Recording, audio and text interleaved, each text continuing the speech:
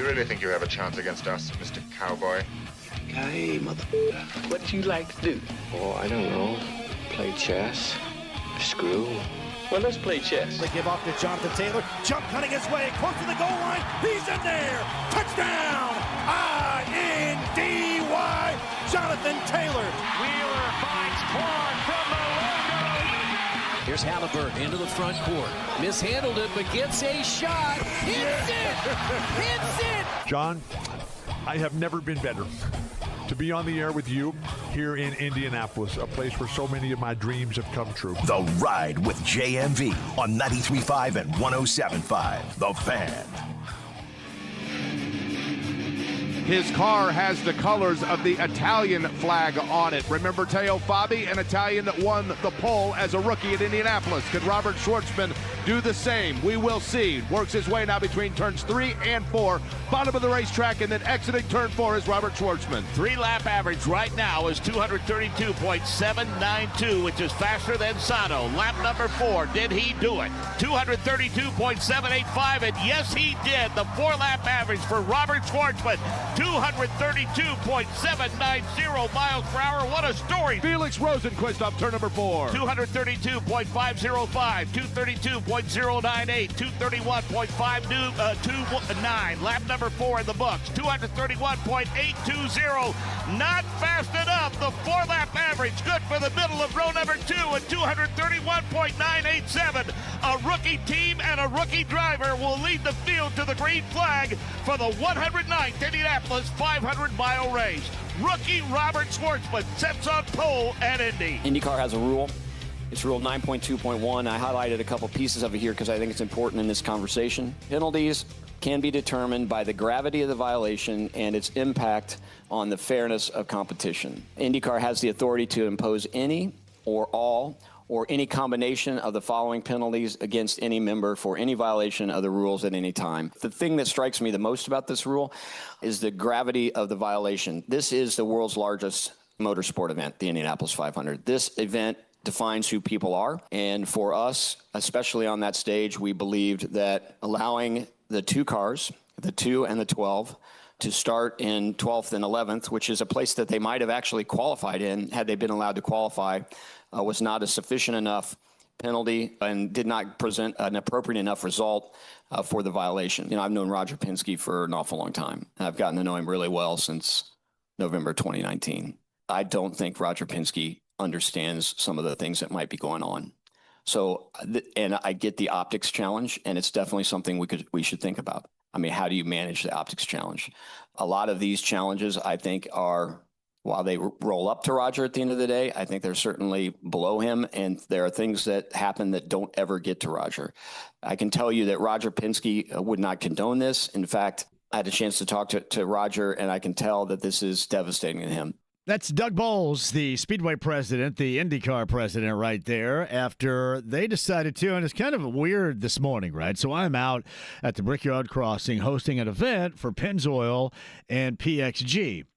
And I'm with Scott McLaughlin and Jake Knapp, PGA Tour player, and, of course, last year's most laps led pole sitter for Penske Racing.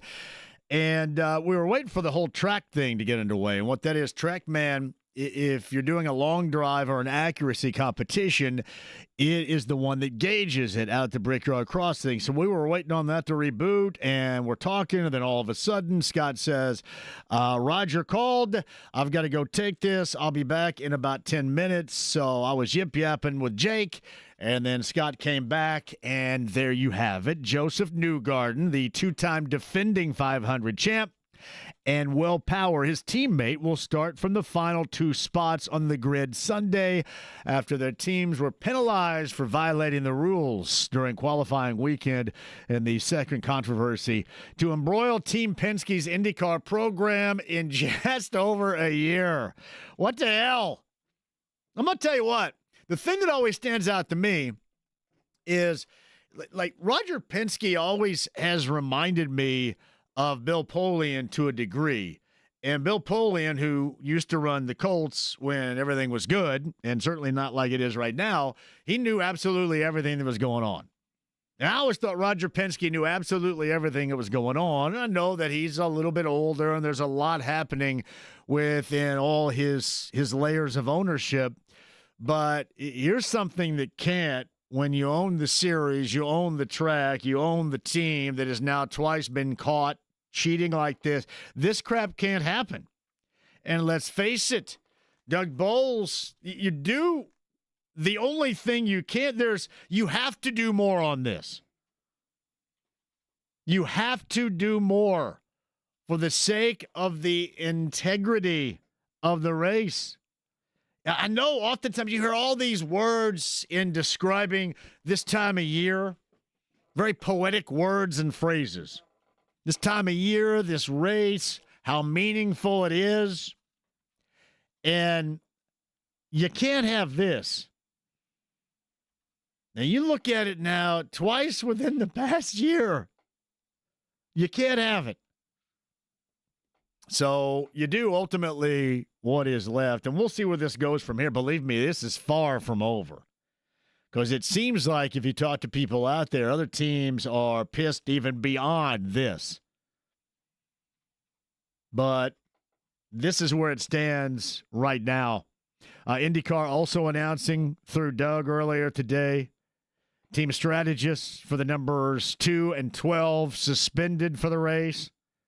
Now, I don't know if Tim Cindric ever going to see a race here again. My God, how many times are you going to get suspended? Lord, you just can't have this level of foolishness happen under your watch or anybody else's.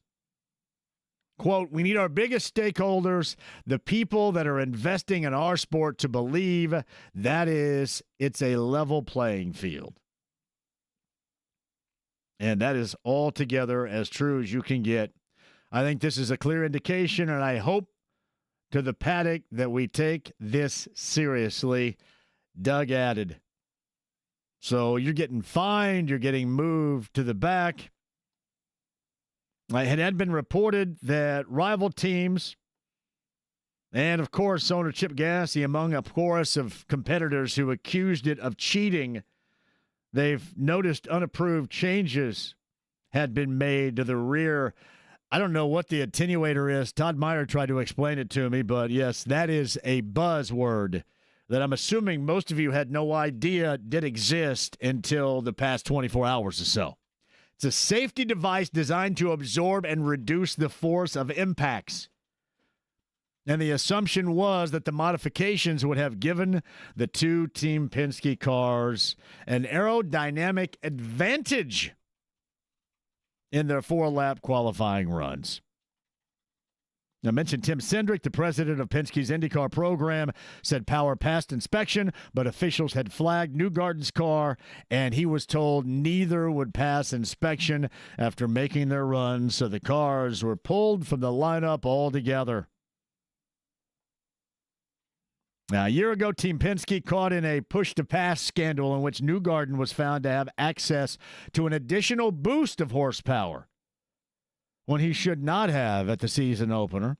Stripped of the win, team owner Roger Penske, as we mentioned earlier, who owns IndyCar and IMS, suspended Cindric for 2 races, including last year's Indy 500. And then a host of other punishments handed down. Our good friend Tony Donahue is going to join us coming up in a couple of minutes. He's on top of this, has a fantastic podcast, does a lot of video shooting over there, and I was going to get an update from him. You guys know him obviously very well. He spends every waking moment out there, and we're going to get an update from him coming up a little bit later on in the show. Otherwise, practice out there. We'll go over that with Tony coming up in a couple of minutes, too. A lot of basketball to get to. A lot of what took place with the Fever opener. I cannot wait. One of these days, I'm going to cross my fingers, and I'm going to hope that it's going to be about basketball. 310, brother. 310. One of these days. I hope it is. And this is for both sides. Because there's always an opportunity to cry and whine. And oh, by the way, the WNBA investigating jackassery at the field house. Hopefully they have no find. I have no idea. Hopefully they find out nothing. Hateful yip-yapping going on. We don't need hateful yip-yapping. I mean, some people are jackass enough. We don't need a lot of hateful yip-yapping going on, too. We'll cover that. Also coming up, Bobby Marks of ESPN, their front office insider at 4 o'clock.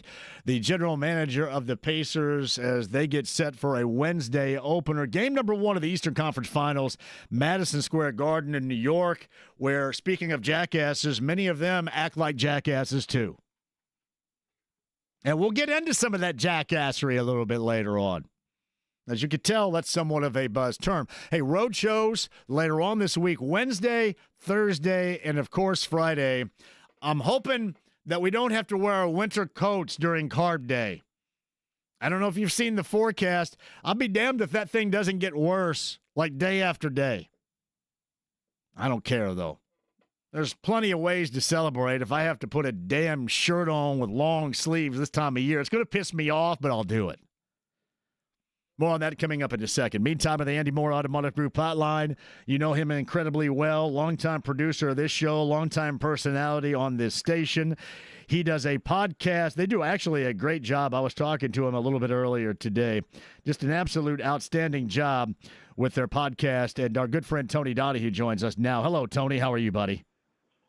Hey, John, how's it going? Happy Monday. Yeah, great. There's a lot to sort out, and I had to call upon somebody that would know a lot more than me. Now, granted, you are all-knowing, but I'm assuming a lot of people know a lot more than I do about this. But the one thing I do know is you can't compromise the integrity of the race, the greatest spectacle in racing, and all that has gone down if you're Team Penske in this fashion. So I thought Doug Bowles ended up doing for IndyCar in this race what had to be done, and certainly there was probably a lot of push around the paddock from other team owners and the like, and the personalities and the talents to do something too, right? Yeah, and I thought Doug Bowles did what he had to do. Look, this is a guy who was in his first couple of months of kind of taking over IndyCar and having 2 different roles with the IMS role as well. You know, going to Detroit and giving the Penske cars a 10-spot grid penalty and a $100,000 fine and points, who cares, right? I mean, it's Detroit. It's not the Indianapolis 500. Nothing against Detroit. I enjoy going up, though. I know you hate. No, I hate it. It's the toilet to me. I wouldn't go up there if you paid me. Yeah. Yeah, but I commend Doug Bowles for coming down hard as he did, and by saying, no, this is the Indianapolis 500. This is the greatest spectacle in racing. We are going to treat it that way, and we are going to issue these penalties to move the 2 of Joseph Newgarden and the 12 of Will Power to the back row to start 32nd and 33rd. So first and foremost, I commend that because that hurts. That sends a message to the paddock that this is not going to be tolerated. We are not going to jeopardize the integrity of the sport and this race.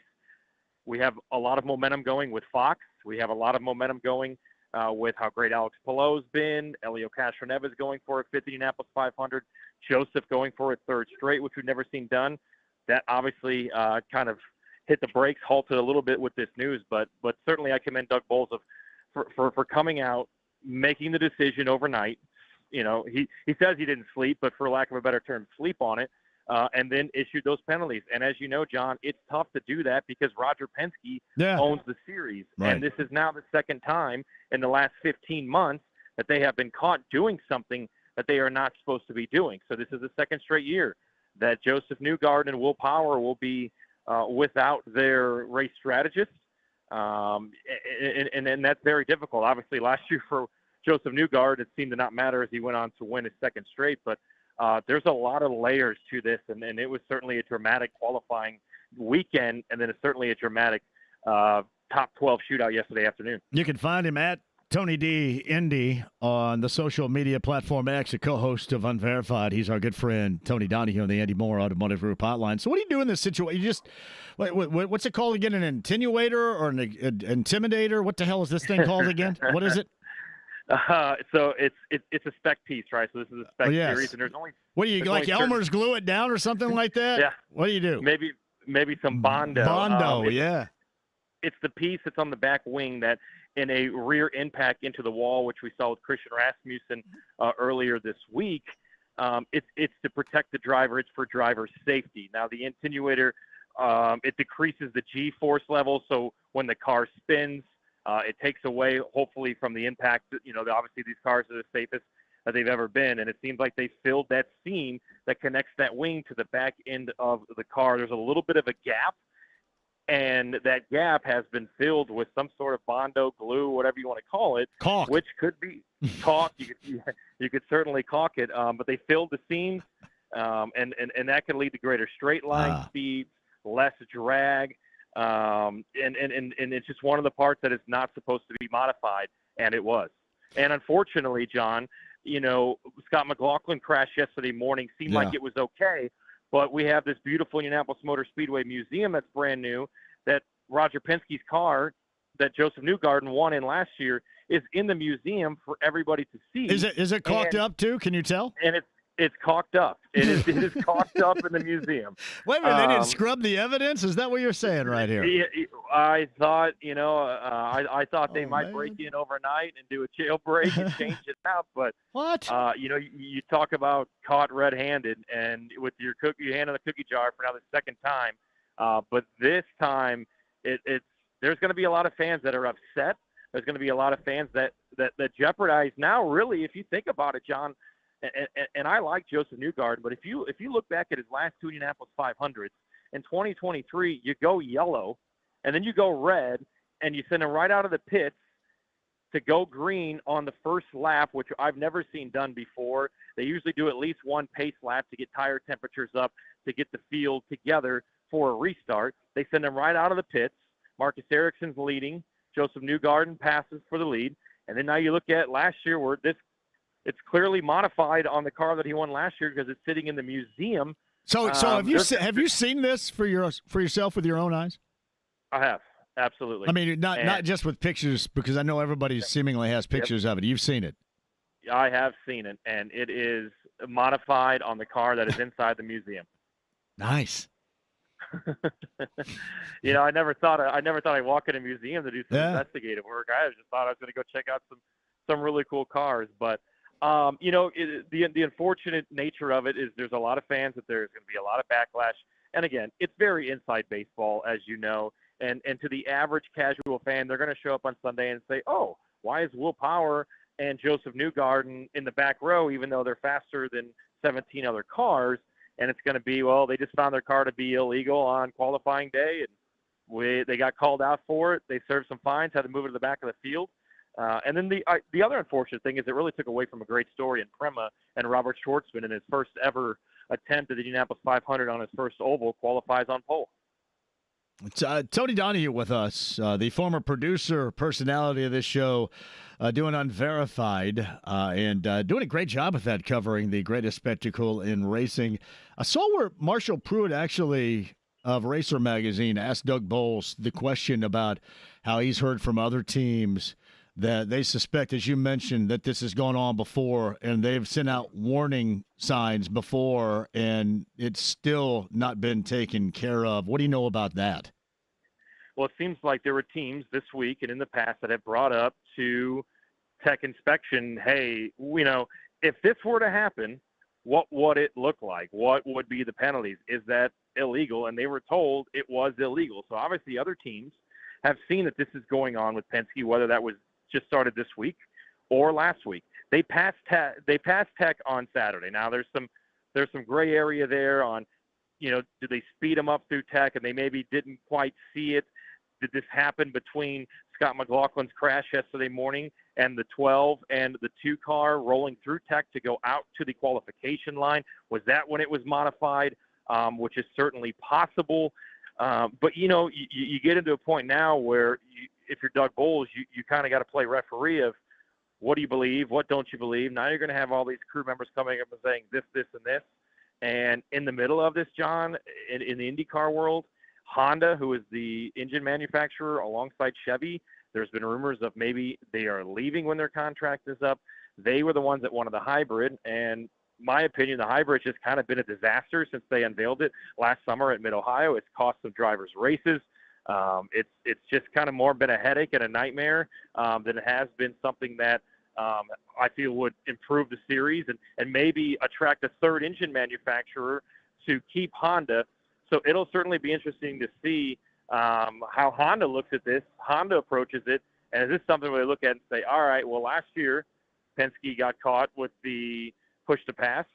This year they're doing this. We're just kind of out of here. So there has been kind of a little bit of a call, and we'll see if it changes on whether or not there needs to be a separation of church and state, for lack of a better term, of, okay, Roger is in charge here, and the teams that seem to be getting caught doing things they shouldn't be in the last 15 months has been Team Penske. So can you bring in somebody? I mean, I think Michael Andretti might be somebody who no longer really has ownership at Andretti Global, has ran, part of CART back in the day, has been a driver, knows how things work. Is he somebody that kind of comes in as that buffer between, Penske Entertainment and the series that Roger Penske owns, and just kind of be the referee? I mean, he's not going to be a yes man like a lot of people are out here in the series with Roger, which I totally get.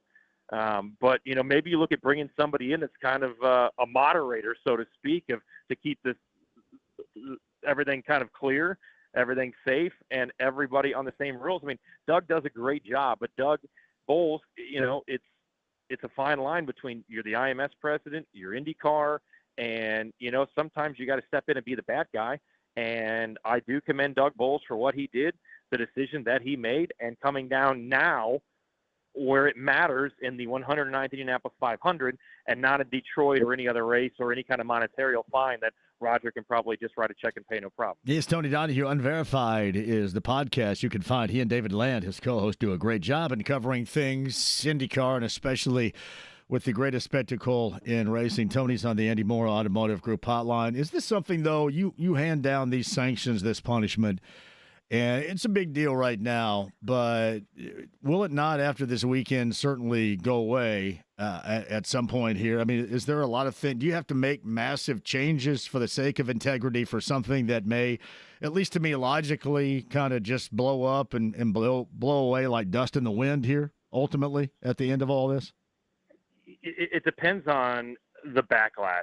If this is something where teams and drivers and team owners continue to harp on and push, we're going to hear about it for a while, and it may die down towards the end of the summer. Does it come back up at another oval, St. Louis, in a couple of weeks? Does it come up this time next year when we return for the 110th Indianapolis 500? With that being said, I think race control, I think tech, and I think Doug Bowles are going to, for lack of a better term, cross their T's, dot their I's, and make sure that when these cars come through inspection, there's no rush. It's usually about a 30-minute process. You double check. You make sure that everything is legal for everyone and everybody is on a playing field that is as even as they would want it to be, and people aren't going in and modifying spec parts that aren't allowed to be modified. All right. In closing with Tony Donahue, are we both going with Felix because he's driving the Creed car? Man, I would love to see Felix Rosenqvist win. I think he is in the conversation of about 6 to 7 drivers now. He's such a little nugget of a Swedish dude, too. I like him a great deal. Well, and you and I met him out here in 2019 when he was a rookie and qualified on pole for the Grand Prix. Wouldn't that be cool if they parked that Creed car in the museum after he won the 500? I think Felix has a good chance. I can't wait to see what Pato Award can do. I think he'll be in the thick of it. We'll see how the pole sitter Robert Schwartzman in his first ever oval start can fare. Takuma Sato is up there as well. Alex Palou, obviously hungry to win a 500. He's never won on an oval. Scott Dixon's going to be in contention. Marcus Ericsson, starting 9th, is going to be hungry as ever after being crashed out last year on lap number 1. Alexander Rossi with Ed Carpenter Racing, I think, has a great chance. His racecraft here is incredible. He's patient. He's methodical. And it's going to be interesting to see. There's a lot of cars starting 15th on back. Elio Castroneves, Kyle Kirkwood, Colton Herta, Joseph Newgarden, Will Power. There are storylines throughout the field, and I'm ready for it. I'm ready to see you on Friday. Have a little afternoon. And we get to wear our fur coats out there coming up on Friday too, because it's going to be like 50 degrees or something, isn't it? I don't know, but I'll party regardless. We'll blame that on my dad and my brother who get in Thursday night from Seattle. It's probably that type of weather. Hey, is Scott Stapp coming to the race this weekend? Because we got to see him. Yes, sir. I do believe so. And I will say this about Scott Stapp. If you remember years ago, he was here in Indy. I think he was doing a solo show. Yeah. And I had invited him on to your show, and he was at a motel somewhere in Indy waiting for us to call. And I believe some sort of either Pacers or Colts breaking news happen, and It did. we had And he was a nice guy about it too. He said, "Cool." He couldn't have been any more of a nicer guy. And hey, maybe this sets up for a Creed Carb Day concert in 2026. Hey, really quick, Schwartzman, is he going to get a primary sponsor? Does he already have it and I missed it? He's got a small sponsor on there, but obviously the phone was ringing, and he's going to. If I was Miller High Life, who missed the show with Jacob Abel, I'd be hopping right onto that car, right onto the front row, and slapping my logo all over it. But I know I'll be drinking Michelob Ultras on Sunday. But it's one of those things where I think we will see a sponsor. And man, John, I'm telling you, there was a lot of question marks going into the season with Prema. And not a lot of people had heard of Robert Schwartzman, but he's certainly going to be in contention, and we'll see what Kyle Larson can do too. Yeah. I mean, we're talking about all the storylines, and this could be the last. Well, we'll see. There's some buyouts and some teams up for sale right now, but we could certainly see this being the last 500 for Kyle Larson for a while. It's Tony Donahue, and the podcast is called Unverified. He and David Land do a fantastic job. So if you want to get up to date on absolutely everything, I mentioned your partner David did a great tutorial in video form in what to prepare for the month of May for the 109th run, and you guys do a fantastic job. I'll see you later on this week, right? Dawson's on Main on Thursday at the very least. All right, I will certainly come down for that. Yeah, David's YouTube channel is awesome. We'll have an Unverified episode, and our good friend Harley supports me on my podcast, so we've got you covered all week, and we'll definitely see you on Thursday. You got it, buddy. We'll see you Thursday. Tony Donahue right there. Welcome back, man. Appreciate it, John. We'll talk to you. Tony D on the Andy Moore Automotive Group Hotline. Let us take a break. Anybody want to get their sponsorship out there with Schwartzman? A big JMV sucks right there somewhere. It'd be great. The shop. Broad Ripple, do it. Let's take a break. We'll come back. Bobby Marks, top of the hour. Holder's going to be here in the 4 o'clock hour. Chad Buchanan, Pacers general manager. We're going to get started on the path to the Eastern Conference Finals. Fever will win their home opener, but not without the normal non-basketball bullcrappage, which would tend, I think, to wear everybody out by now. I'll give you my thoughts on that coming up on the other side. Do not go anywhere. The stream, the app, HD Radio, the AAA Membership Lounge via YouTube Live at 93.5 and 107.5 The Fan.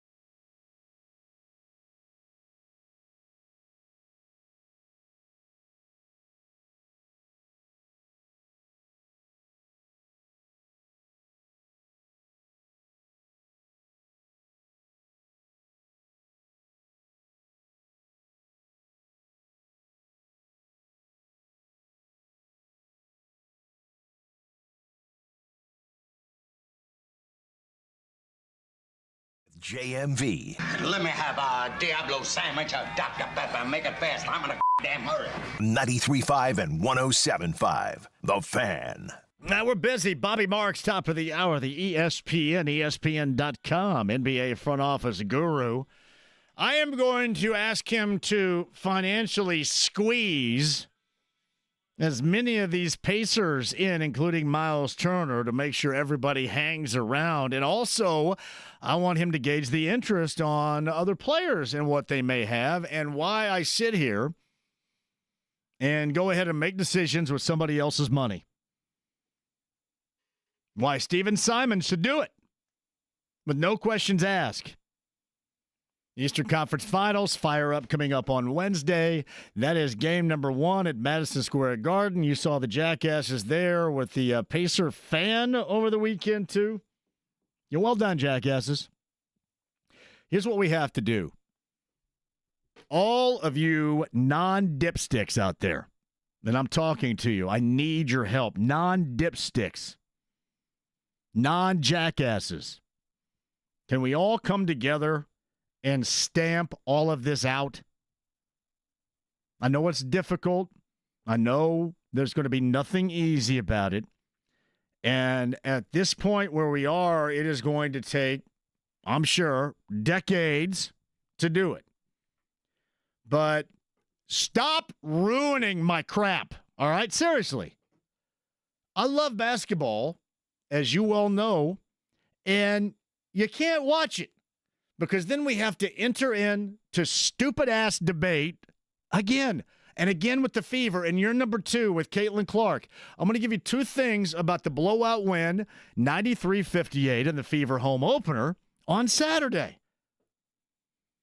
I understand there's always going to be that dynamic with Clark and Reese, and that's okay with me. Good. It's a rivalry. People here don't like Reese. People there don't like Clark. But can it ever just be about the basketball? And again, this is notwithstanding. This is where we have to stamp out the jackassery. First of all, if any of what was alleged with the hateful speak that took place in Gamebridge Fieldhouse, I trust that anybody seated in the general vicinity of that stupidity calls it out. Drop dime on clowns. Get them punted. Get them ridiculed. Because this is not at all the type of crap that anybody wants to deal with. I don't know if there are a lot of Knicks fans that are suggesting the same thing about the trash and the angry mob of whomever that was. I mean, if you have to call the Warriors in to beat their ass, then do it. But I'm sick of it. I am sick because I'm trying to watch the game. A couple of things about Saturday and the Fever in the sky. And this is also for Fever fans. Fever fans, Caitlin Clark fans, you guys all know that if the tables were turned, you would have lost your mind. So if and when this happens, and it's going to be more when than if, she's going to take a hard foul. And it's going to be upgraded to a flagrant 1. You know that's coming. I want to see it about that moment and not about the hatred, the politics, or the race of the situation. Because at times, it's tough enough for me to sit there and watch these two teams miss like 9 million layups. I love watching her play, and I want to see, because there is so much anticipation and expectation surrounding this product. I mentioned this. This is now, we're an entrance into the golden era of Pacer sports and entertainment. This is such a wide open window of badassery. We can't let the jackasses win. So, on a variety of levels, please drop dime on stupidity. I don't care. Snitches get stitches. Yeah. So what? Drop dime on stupidity. Fever fans, start understanding that she is, Caitlin Clark, the focus of the WNBA, if not just basketball in general right now, at times she's going to get fouled hard. And you know what else happens? She's going to foul others hard too. She knows how to play basketball. She knows it's better off. I mean, listen, I would understand this philosophy. Sometimes you can let them shoot layups because it's a 50-50 chance they're going to miss it. But sending her to the free throw line, that's a basketball savvy move. Here's the other thing, too, with the officiating, right? So it gets upgraded to a flagrant 1. You know how easy that is to define? All you have to do is look at the rule book, and anything that loosely fits will. And the officials and the WNBA will utilize that to try to dial down any on-the-court situation so it doesn't escalate. We see it all the time. I mean, hell, every game in the NBA. So I want to see you guys stop crying, too. And I certainly don't want to hear from you when she takes a hard foul because it's coming. It's happened. It was a hard foul. These are smart. This is how basketball is played. We cannot let those that really don't care enter into this and ruin the entire experience. One more time, Pacer fans, Pacer Sports Entertainment equally here with the Pacers and the Fever. This is an incredible time. Please do not allow jackasses to ruin it. Well, did you see Angel Reese? Look how she responded, and look what she did. She shoved Aaliyah Boston in the back. Yeah, really? Well, how many times do you think that happens in a game? Like 90? Yeah, that's called basketball. It's a contact sport. And you watch it because you like basketball. Are you there because you think it's cool to be there, or do you like the basketball that comes along with it? Stop whining. Everybody. I want to be driven away from it. God, and then you have to enter in debate. Everybody wants to debate. And that's just, really, that's me and you just keeping a length and a distance array from this stupidity. But damn. And that was at times a rough watch. Think about that for a moment. The Fever put up 93. I swear to God they missed 25 layups. I know it wasn't 25, but holy hell. Sometimes it can be tough to hang around, and I will because I know, again, the foot is forward and embarking on what is going to be a fantastic time for everybody around here, and you guys are fully deserving of it. Don't let anybody around you or don't let yourself have it ruined for you. So we'll find out again what the WNBA finds during its investigation and the allegations of hate speak, hateful speak. I can't speak to it because I wasn't there. The only thing I can speak to is I am here for the basketball. I do understand you're going to say, well, you can tell that Reese hates Clark. Okay. I don't think they like one another. That's not a bad thing. It's weird, right? When you play basketball or sports in general, sometimes you don't like that person you're competing against. I know some people that haven't may not understand that fully. It was a hard foul by Caitlin Clark. And I'm sure there are, again, you look at the definition of what entails a flagrant. I mean, hell, you can utilize that. The whole, swinging the arm, the non-basketball move. We went back to this with Donovan Mitchell and the elbow to the face of Aaron Nesmith back in the Eastern Conference semifinals. Remember that? I mean, they're going to argue that was a basketball move and it was a common foul. But, yeah, the elbow to the chin, it doesn't have to be a basketball move. Again, what I'm trying to tell you is you can look at it and define it in different ways. You define it in that way and rule, I guess, in this case against Caitlin Clark with an upgrade to a flagrant 1. You do that because you do not want further escalation. And further escalation also means anybody in the stands that's acting like a jackass, you guys go get them. Go get them and have them punted. Don't need that. Kind of the same thing with these Knick fans. Who knows? These Knick fans probably didn't even go to the game.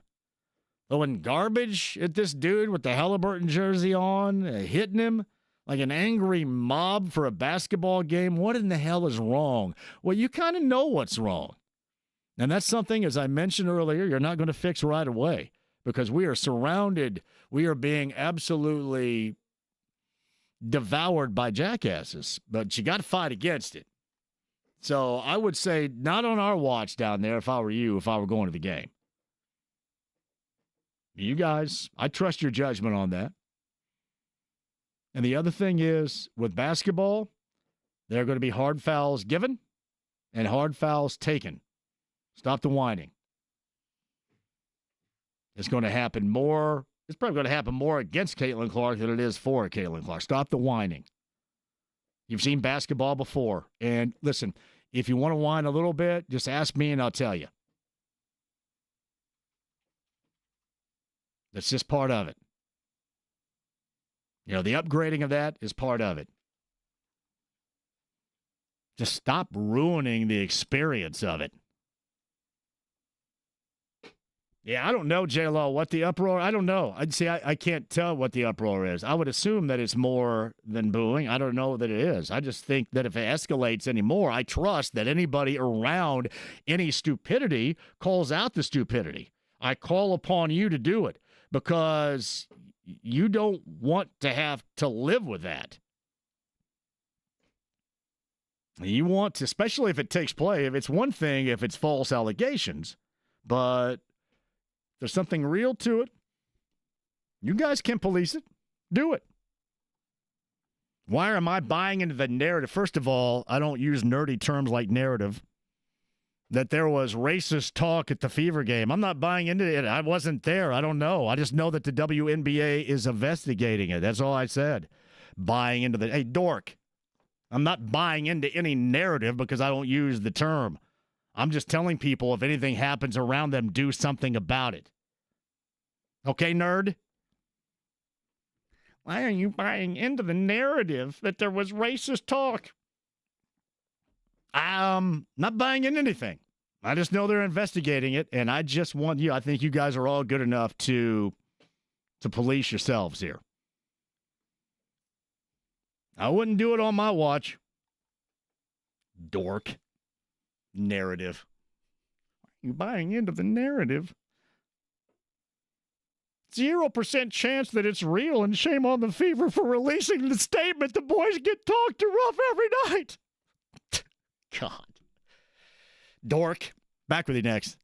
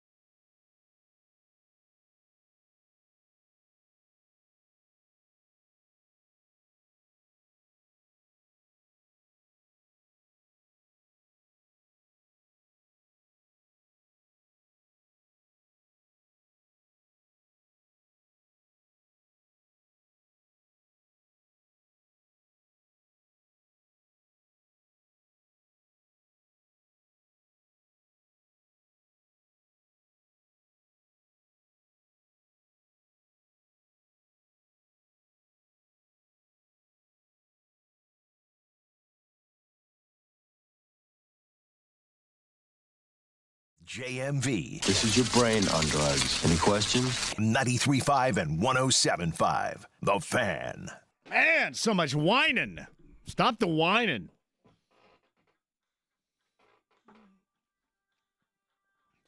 Tell you, it was interesting. I will say this.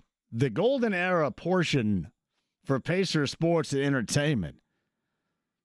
It has been a long time. And I don't know, just because you have the combination of the Fever and the Pacers all going in the right direction at the same time right now, that we've ever seen it like this. Yeah, T. Shaw says, do you think a lot of people at your Carb Day party will be using the term narrative Friday? God. Yeah, clearly you don't listen. Yeah, the Fever shouldn't take part in anything. Yeah, you know what? They probably don't have much of a choice. Who cares? Who cares? Get in the rear view. If nothing is wrong, nothing is wrong. I trust everybody in there. I trust you guys to go that you wouldn't put up with stuff like that if it did occur, which is clearly what this jackass didn't hear. But that's okay. Stop ruining experiences, would you? Now, the other part of it goes for both sides here, and that is I long for the day when it's going to be, and maybe it never will. It's probably a day that's not coming. But I do long for the day when it is going to be about basketball. Because I can tell you this. I mean, I know from the Caitlin Clark side, you want it to be about basketball. You can tell she wants it to be about basketball. But really, you got two situations right there. You get a hard foul. You're going to get a reaction. That happens every single day in the NBA. Every single day. Just get used to it. This happens. You know what that's a sign of? That you're good. I'll do it in a second. It's a sign that you're good. But even greater sign is what you cannot, and again, this is not just up to you, but that is up for absolutely everybody. And it's a non-debate. You are a part of what should be incredibly special. And I'm here for it, and I dig it. I do. We'll get to a part of that. Bobby Marks, top of the hour, and what should be the foreseeable future. And we'll get to Chad Buchanan, the Pacer general manager. That is coming up in the 5 o'clock hour. I would stay right here. Don't go anywhere, too. And back to the Penske punishment, the news of the day, as a couple of Penske cars goes to the back of the field for the 109th running. We'll talk about that and more after this.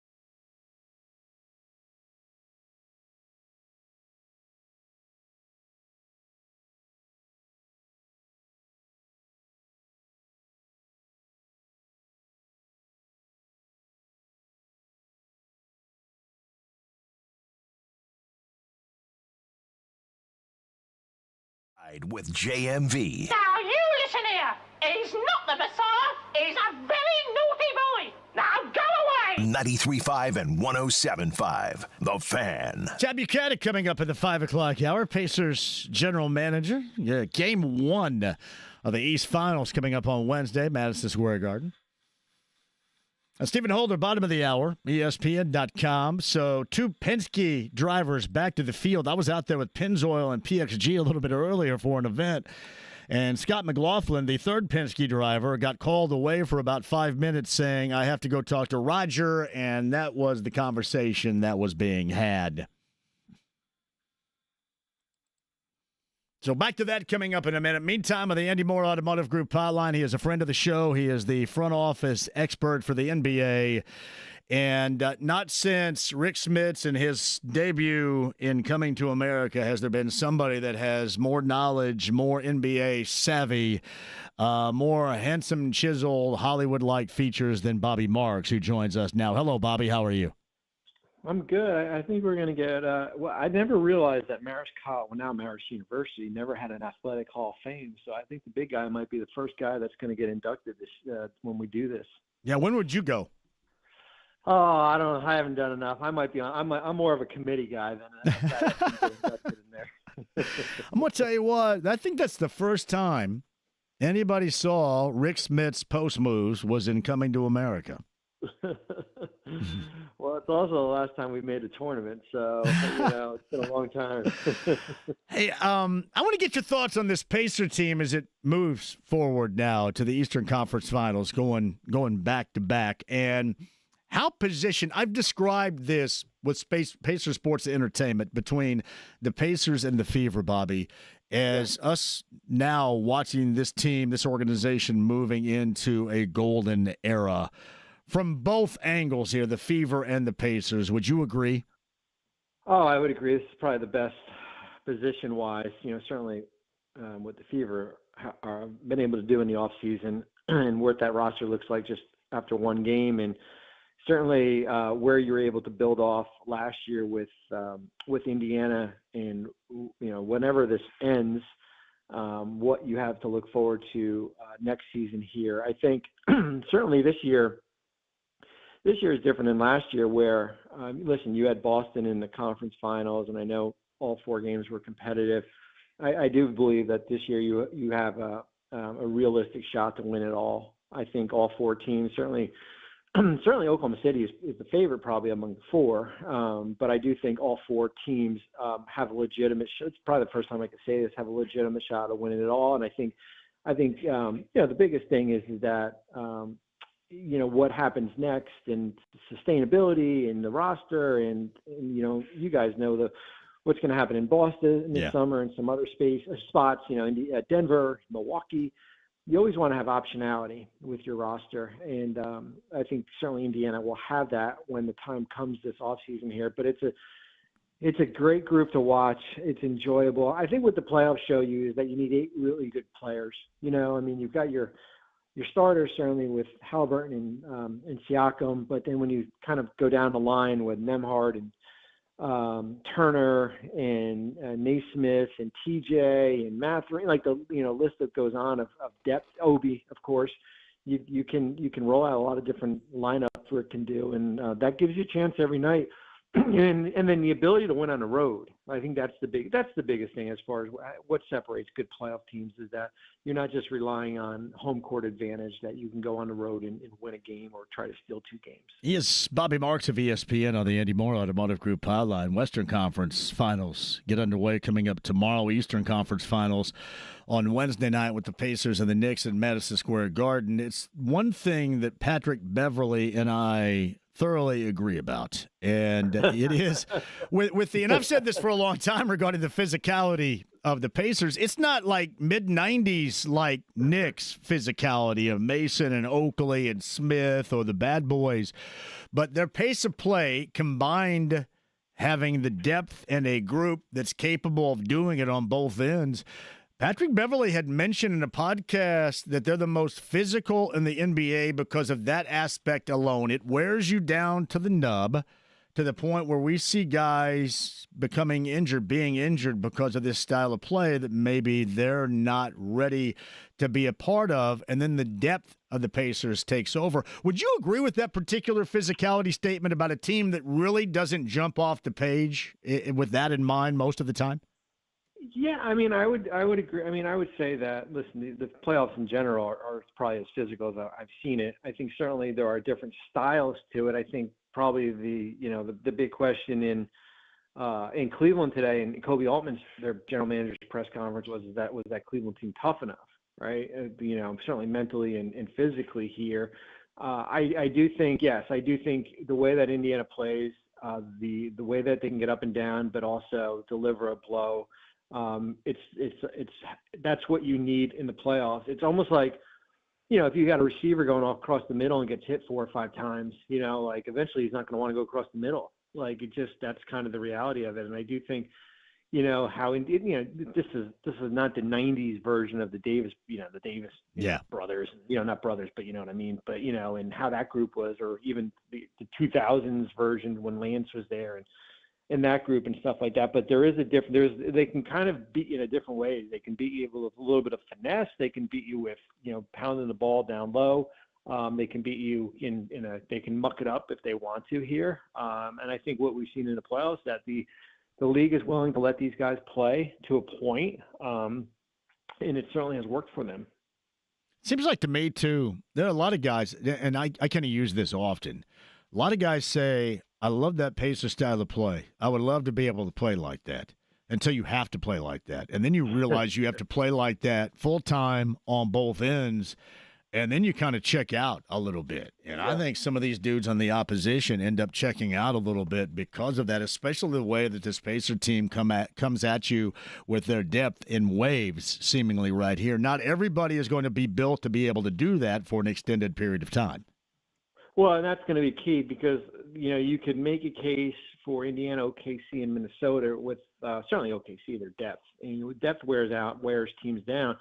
New York is a little bit, certainly different because it's really their main guys. They're so reliant on, certainly with Jalen and Towns and, OG and Bridges and then Hart. Really, they're, the next guy is Deuce, and then certainly Mitchell Robinson, certainly in a different role. But their depth is not as good as the other 3 teams that are still remaining, but their core guys are really good. You guys saw them at firsthand last year in that great conference semifinals without Towns. It was a different team because they had DiVincenzo, but now you have Towns in the mix here. So it will be interesting. The New York has not been able to wear down. We thought maybe in that Detroit series, and then they win it. And then certainly Boston, what they did in Game 6 at home, that's a statement win. If they can defend like that, they're going to be awfully tough. But can you sustain doing that for 6 or 7 games? 7 players deep mostly, and I think Payne and Achua, get maybe just less than a handful of minutes, maybe 5 a game or so. So we know how the Knicks like to play this. Would you give advantage Pacers from that aspect alone, and then throw in this? With both Neesmith and Nembhard, they're able to certainly at the top of this list, interchange defensively against Brunson, which simply put a lot of other teams cannot do.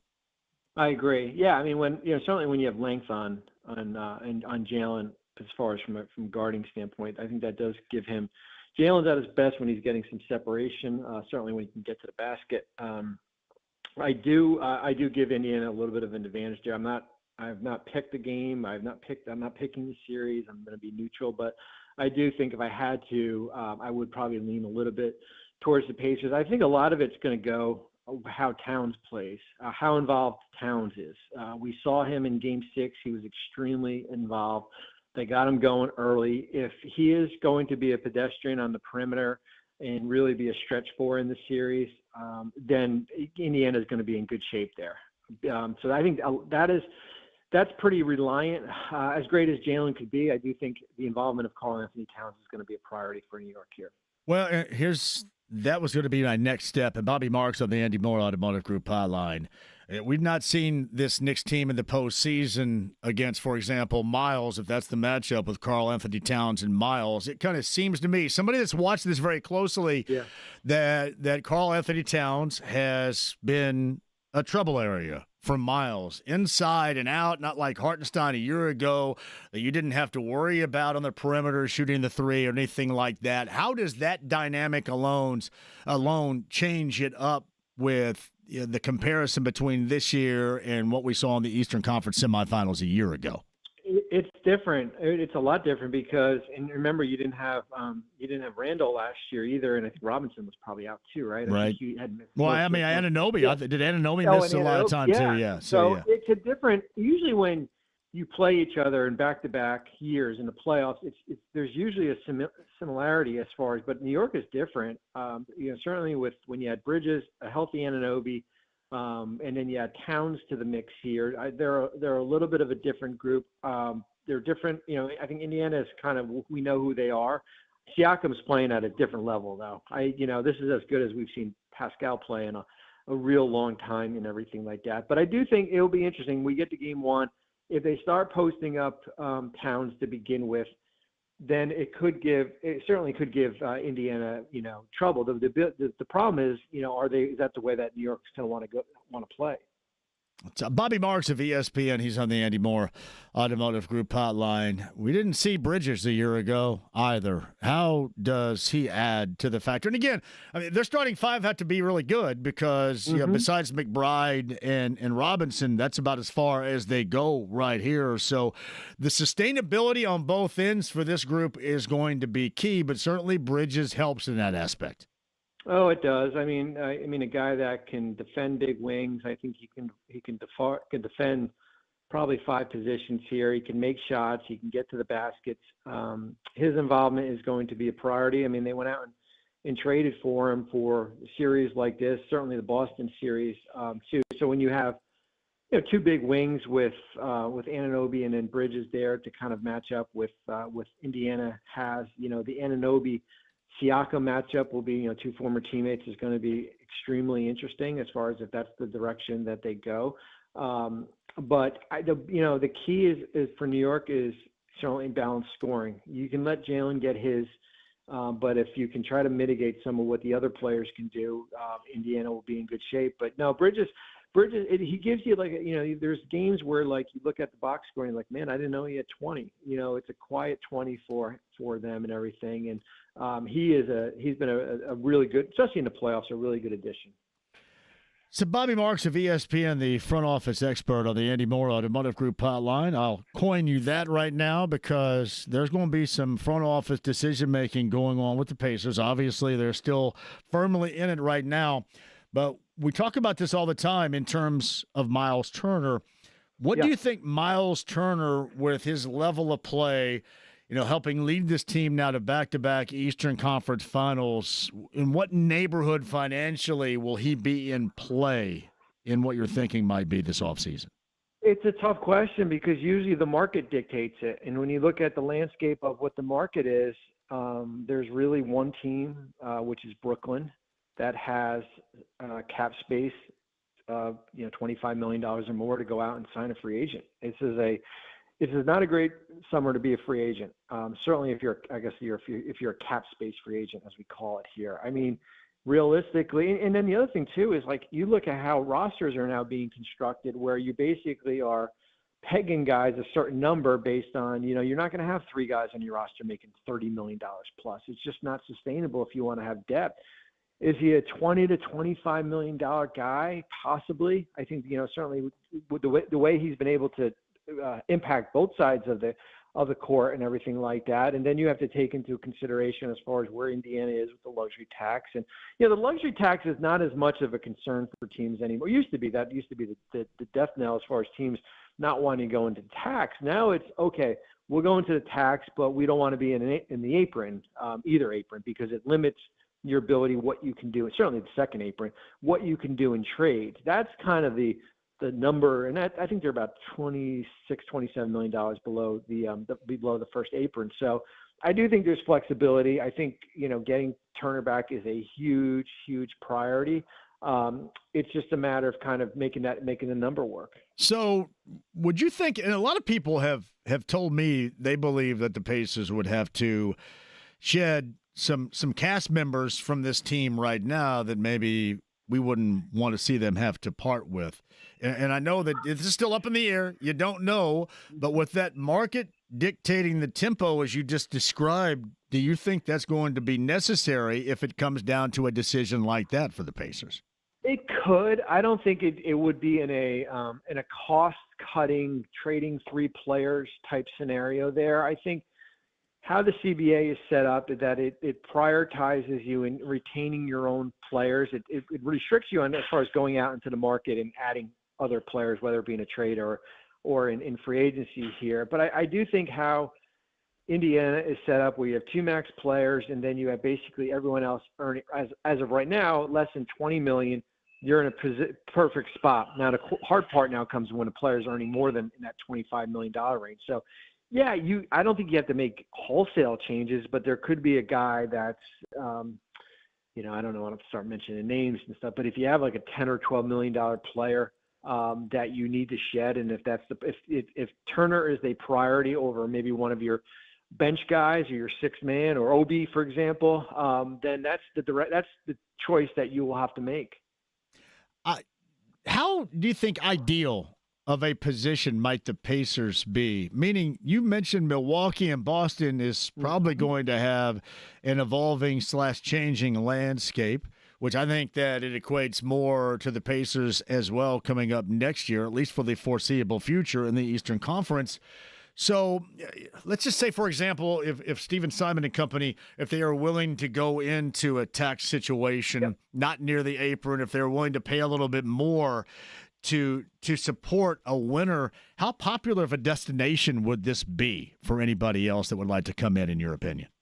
It's popular. I mean, it's a great market, and it's a great fan base, and it's a great place to live. And I think it's sustainable. I think you're going to be good every year because there's not as many questions. I mean, every team has questions going into the offseason. When I eventually write their offseason article, it's not going to be like one of these obituaries that I write for some of these other teams where we have no options, right? Like, this is kind of who you are, and we're facing no draft picks and all this stuff.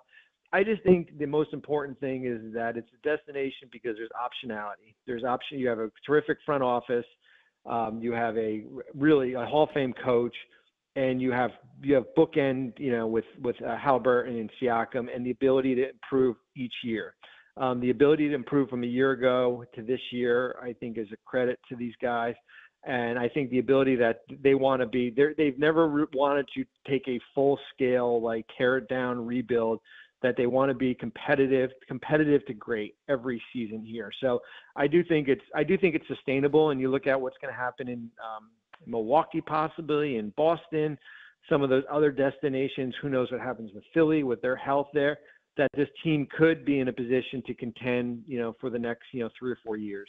So, what's your opinion on Giannis? Does he end up someplace else, you think, next year, or staying in Milwaukee? Because that's part of it, too. I mean, there's the dynamic with Lillard with the injury and Boston with Tatum with the injury. I saw Brad Stevens speaking to the media a little bit earlier today about the path that he plans on taking with them. What about those two destinations, and especially in terms of their star player and the one in Milwaukee and Giannis?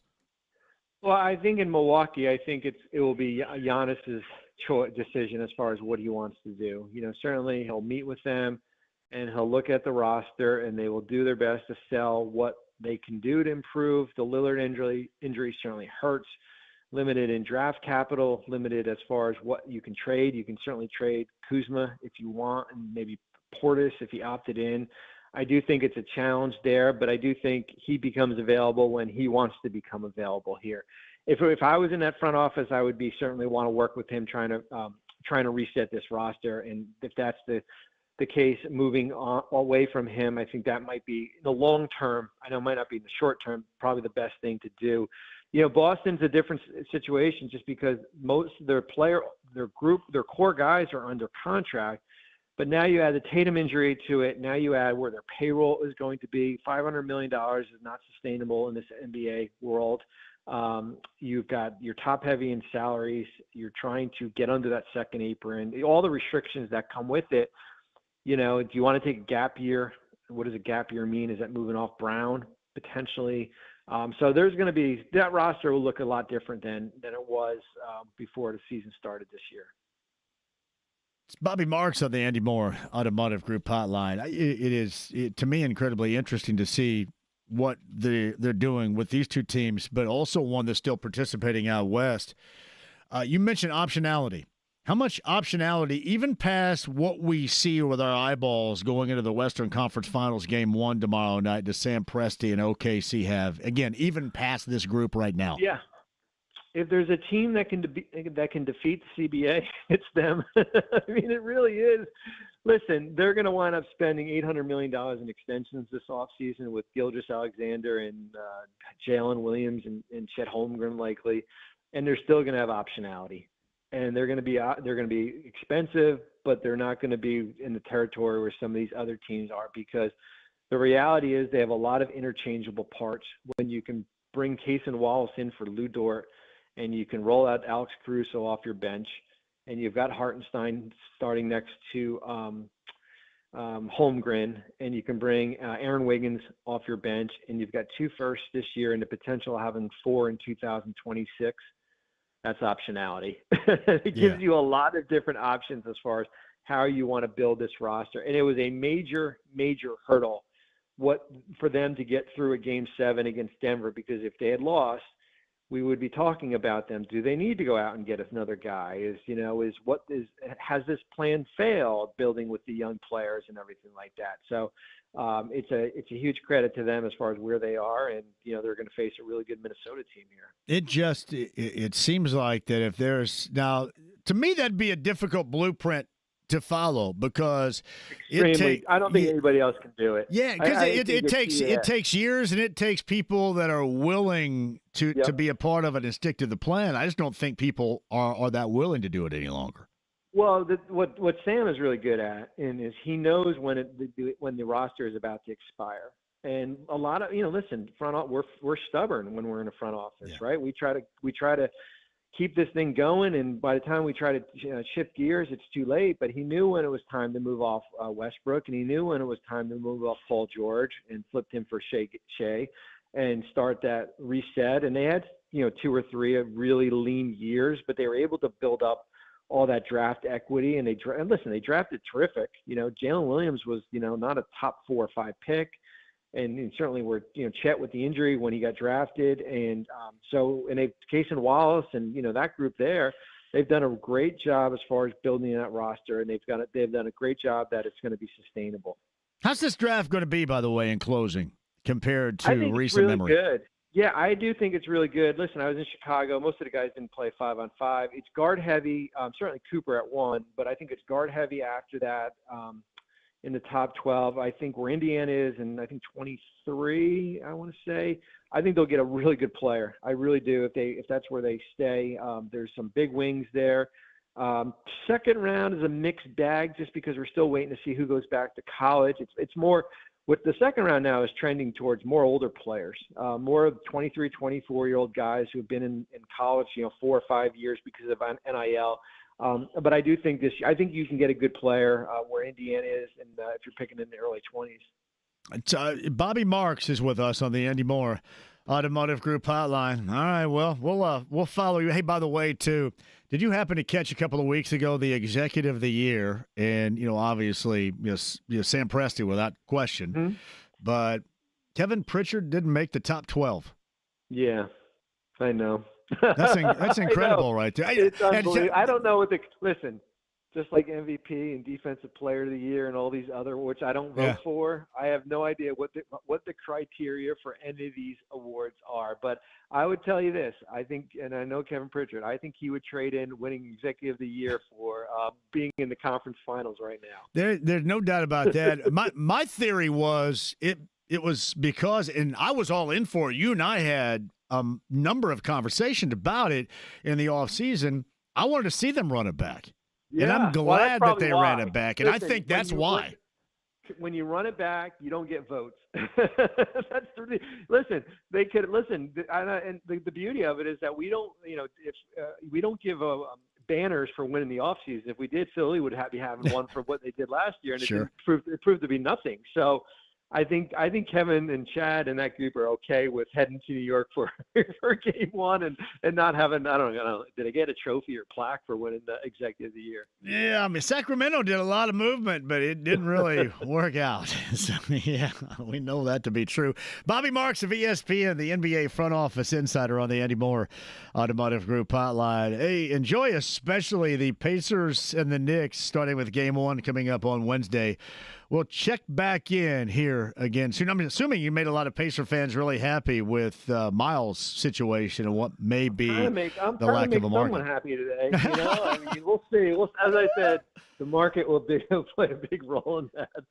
I don't know if there is anybody that we have seen, and certainly I'm more focused on it around here than the rest of the NBA. Anybody that, because of Tyrese Halliburton or another player in this case, has benefited from that like Miles has with Tyrese being here. I really don't. To me, just completely different circumstances if Tyrese Halliburton is not here. I tell you what, it's amazing what an overrated player can do as far as, lift up the other players on that roster. It is, man. It is. Bobby, I appreciate you. Talk to you. Thank you. So Bobby Marks on the Andy Moore Automotive Group hotline. I've said this all along. I don't know if there is a player that has benefited from the impact of another like Miles has from Tyrese Halliburton. And really, it's the benefit of the entire team, don't get me wrong. But that alone, with what he was prior and what he is now, completely different.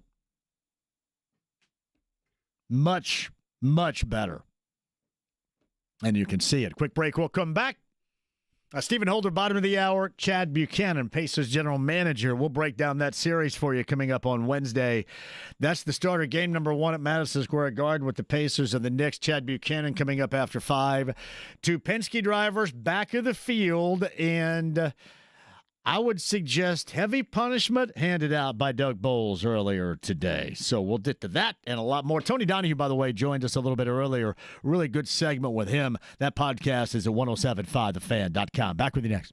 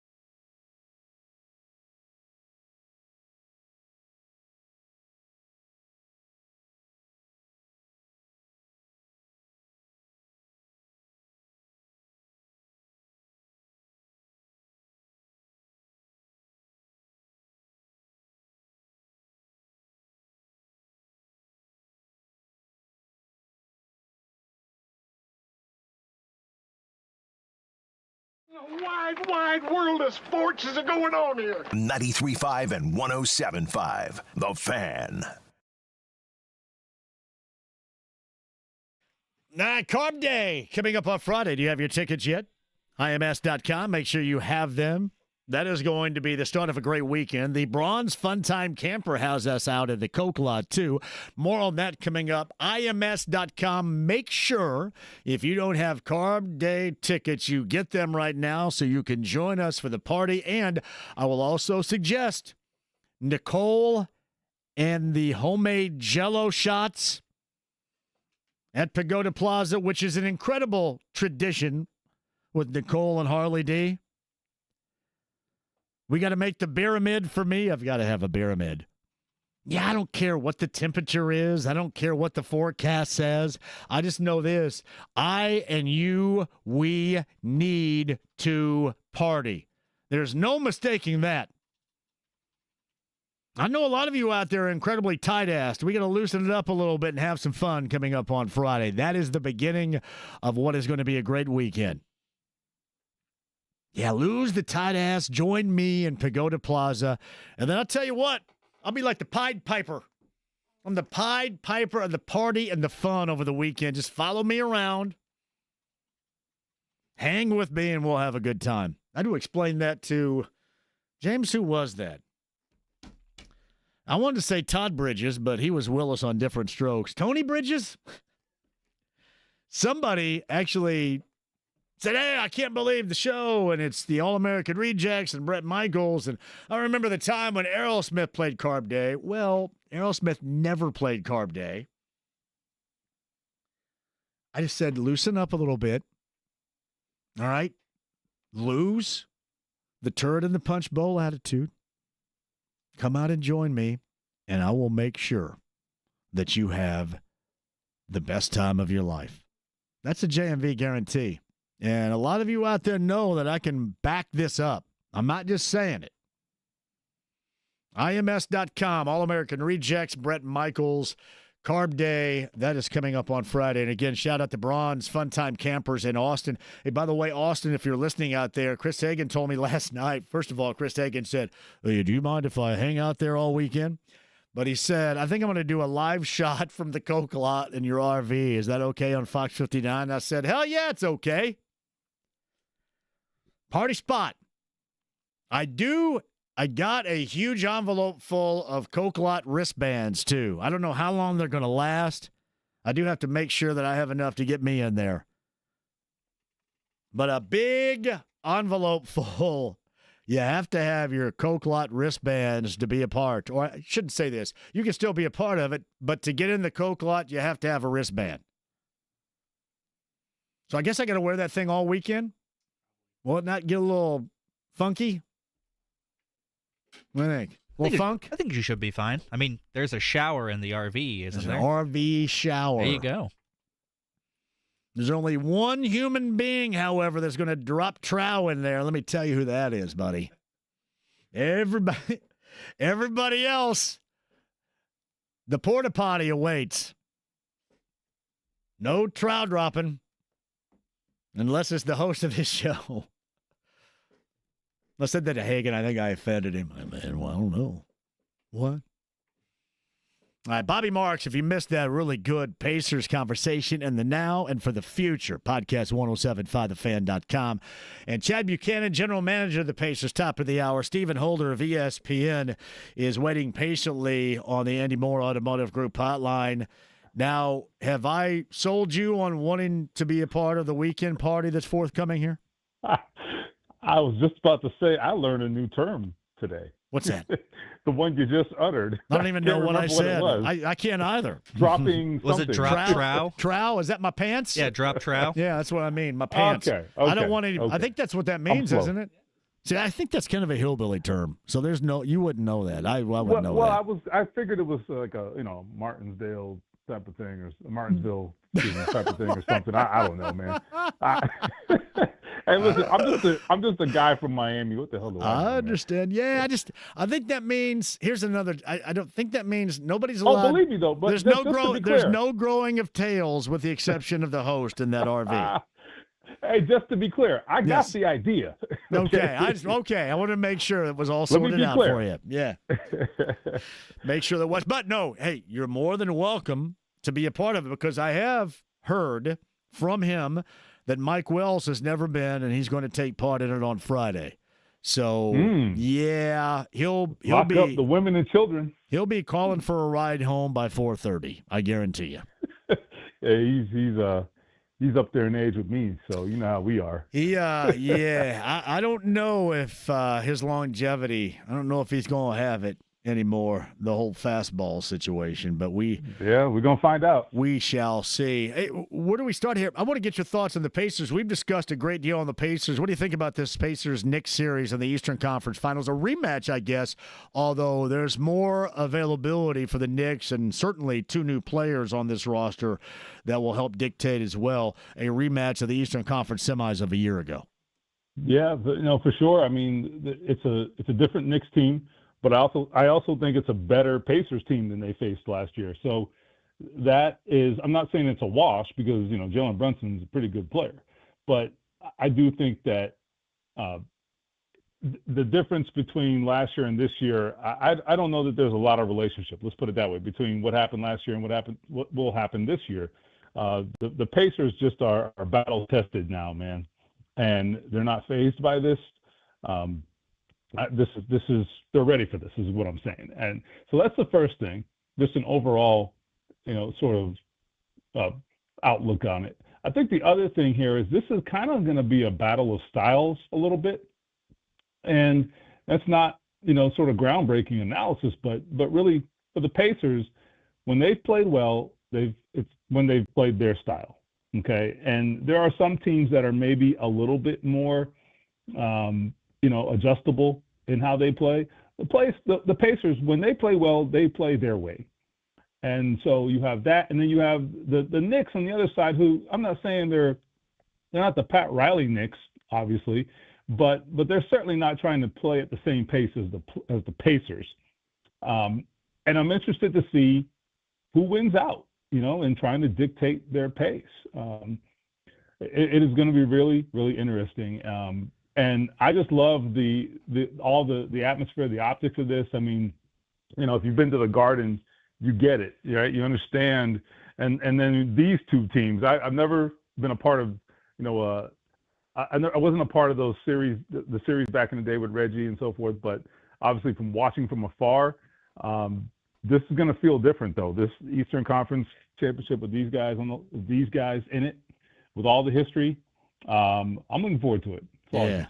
And listen, it'd be tough to get as good as it has been in the past, but I think there's a legit opportunity for them to reach that level beginning in Game 1 coming up on Wednesday. That's Stephen Holder on the Andy Moore Automotive Group hotline. We should bring up the release of the schedule, and not so much what you had to apologize for in the release of the schedule, but for the schedule itself. What'd you make of it? I mean, it's certainly far more than the eyeball test, but because it's this time of year, we're forced to kind of go with that. What was your thinking overall on the difficulty of that cold schedule in 2025? Okay, so because I'm an idiot and maybe just not in touch with the reality, I looked at this thing and I said, you know what? If they can get out of September with a really good record. The potential is there. Let's put it that way. Miami, Denver, Tennessee, Los Angeles Rams, looking at it right now. And I thought to myself, that's not the worst draw in the world. Of course, I think doing that would probably require them to win the season opener, which I'm certainly not betting any money on because why would you do that around here, right? But if you take the history out of the equation, which you cannot, but let's just for the sake of this conversation, take the history out of the equation. I don't think Miami is a very good team. They're a team on the decline, in my opinion. We'll see. We will see, right? But I don't think they're a team that's trending up. Denver at home, that's a pick'em game, right? We'll see what happens. Titans on the road, look, they're going to be better. Are they a good football team? I'm not prepared to say that. And then the Rams on the road, look, that ain't going to be easy. But it shouldn't be. So we'll see. I think the first month can tell us a lot about the team. they're a veteran team. The quarterback situation is unstable. That is what it is. We will figure that out as we go. But the rest of this team, it's not like it's some young team and they have to kind of grow up and play their way into shape, or play their way into whatever they're going to be later in the season. They should be ready to roll, you would hope, right? And I want to see what this defense can do against a couple of young quarterbacks as well in that stretch there. So they have an opportunity to start well. That was my biggest takeaway. I'll probably fall flat on my face with the prediction that could happen, but I see the opportunity at least. How much more difficult does it get after what you call, at least on paper right now, an opportunity at a nice start?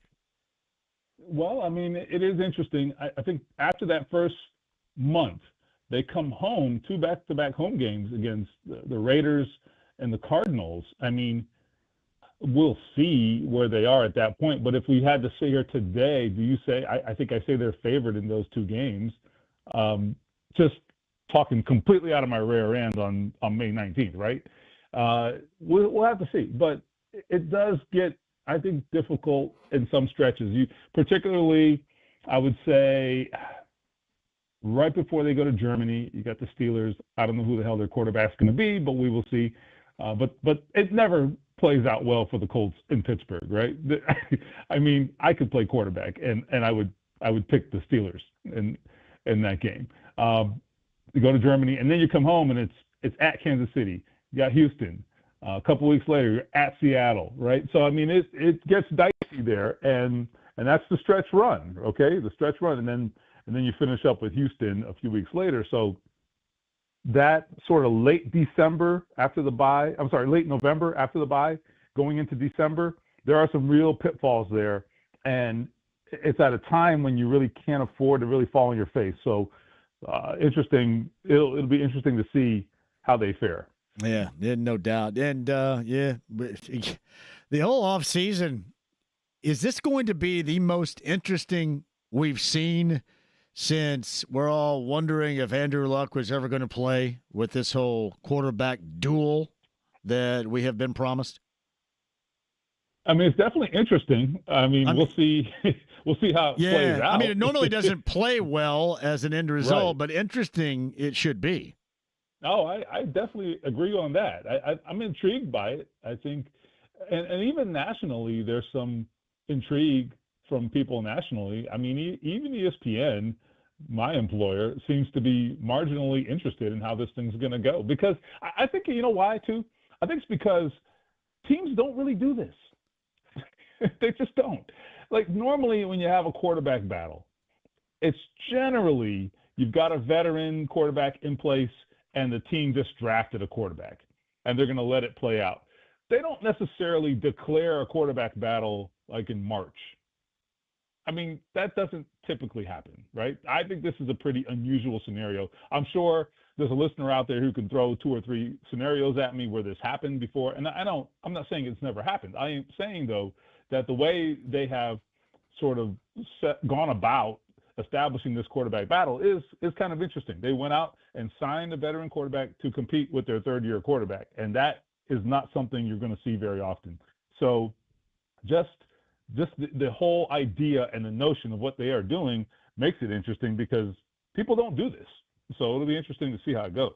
Yeah, he's Stephen Holder of ESPN, ESPN.com, of the Andy Moore Automotive Group hotline. Still uncertain whether or not he's going to join us in the Coke lot coming up this weekend, but certainly feels intrigued, I think, by it. I think that would be fair, yes. Very intrigued. So I will say, like Mike Wells, I, too, have never been to Carp Day. Well, I think this is the year for you both. Don't you? I mean, we could break some new ground. Why here, wouldn't you? What's standing in your way here? No, nothing. I just, I think, well, for the first few years I was here, I didn't get it, right? I was kind of like, well, we don't have carburetors anymore. What's the point of this? So, I mean, in all seriousness, right? I mean, I came to Indianapolis in 2013, having never been to the Indy 500. I mean, I was familiar with the Indy 500. I've covered a little bit of auto racing over the years from time to time as a sports writer, right? You have some experience with every sport. However, I think like the culture of it, like that was like Greek to me.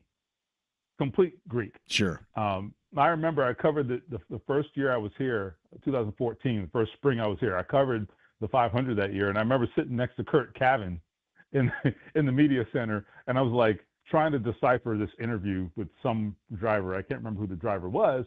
I said, Kurt, hey, how do I said, kind of explain to me what setup means.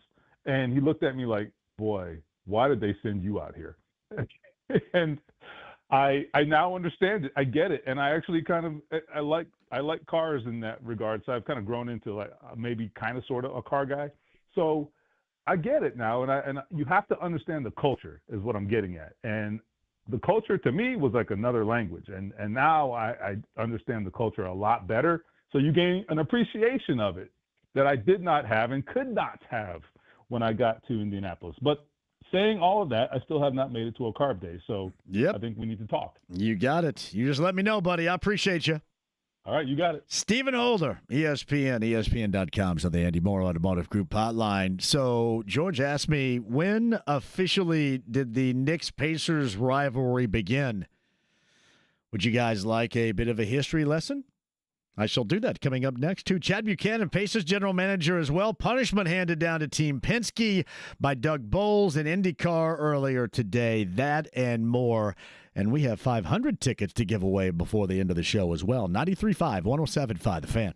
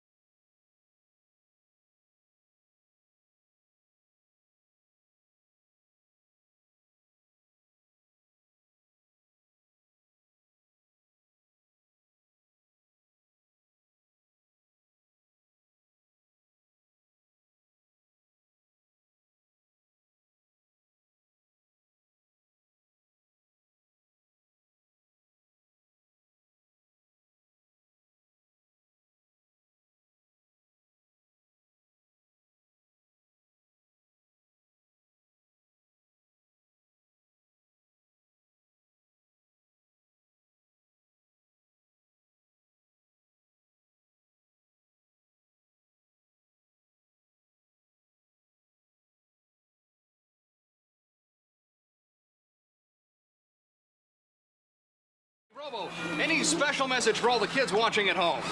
Stay out of trouble. 93.5 and 107.5. The Fan. Chad Buchanan, top of the hour, Pacers GM. I'm going to say 1993 with the beginning. The early stages of the Knicks-Pacers rivalry.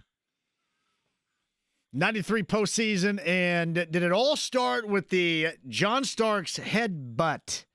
Do we agree with that? Remember, he was scolded by Patrick Ewing after that moment of the headbutt. He was ejected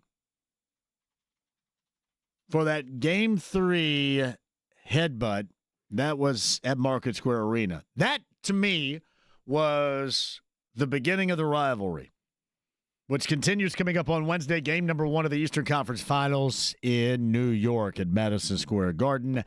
Pacers and the Knicks coverage right here. Team Penske gets punished. Will Power, Joseph Newgarden back to the end of the line, as Doug Bowles announced earlier today. We talked about that. Tony Donahue was fantastic. Also mentioned how Newgarden's car from a year ago is in the museum and has the same just sort of stucco Bondo going on there. Come on now, that can't be true. Tony said he looked at it and saw it. Others have sent me pictures of it too. Punishment handed down earlier today. We have 500 tickets to give away. We have Chad Buchanan coming up on the other side. You will not want to miss this. 93.5, 107.5 The Fan.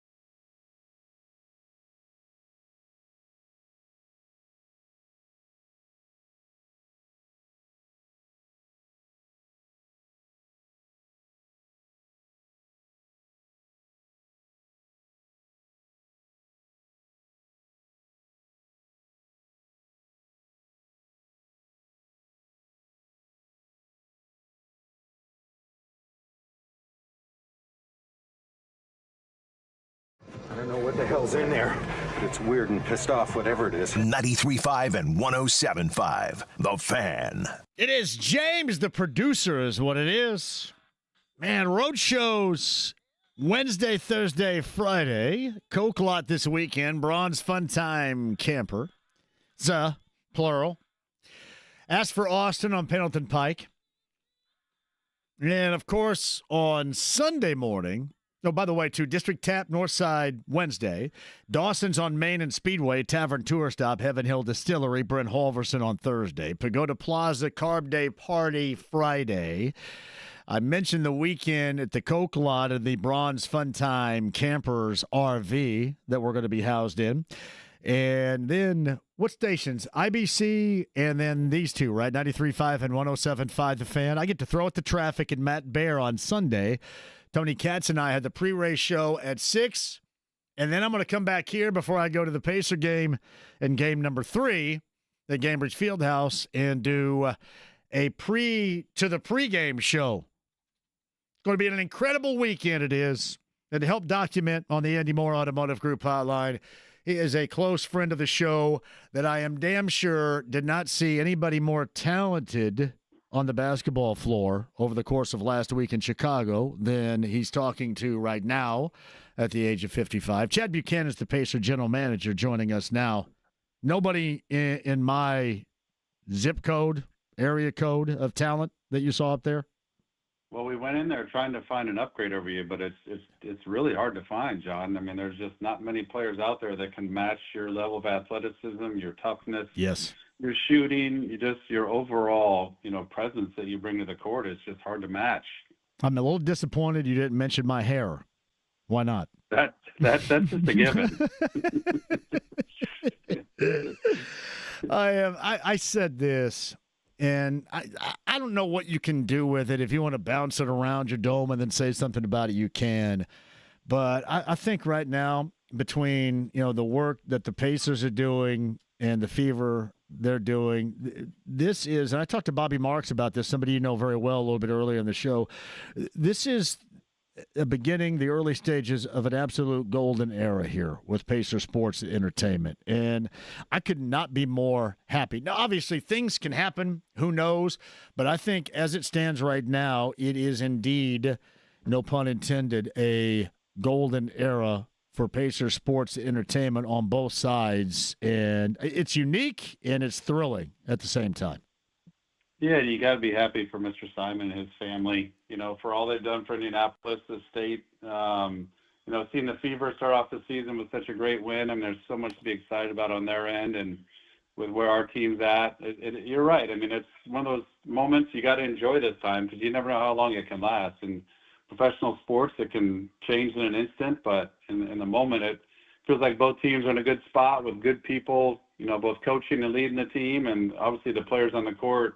Got a fantastic group in our locker room. I know Kelly and Coach White are excited about their group with the Fever too. So it should be, hopefully we hand off the baton into them and they have a great run with their season too. It's to me, it's incredible. I don't know if I've ever asked you this because this has all been with the Pacers, with you and Kevin and Rick. It has been a process because we're not too far off, a couple of years clear, from talking about draft capital and, high draft selections and what you're looking for to cobble together a team. Is this quicker? Is this evolving quicker at a higher level than you guys thought, or is it right on the timeline of target to what you were thinking about this group you put together?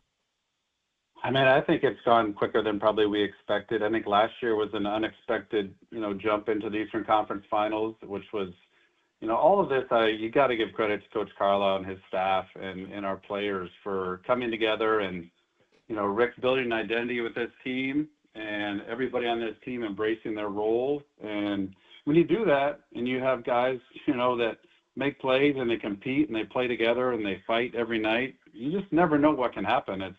It's the beauty of sports, and it's, part of basketball. You see it in March Madness, and you see it in the NBA playoffs, as well. And when a team comes together and they believe in each other and, they have got great coaching, just anything can happen. And, that's what's happened with this group both last year and this year. How would you describe the identity of this team?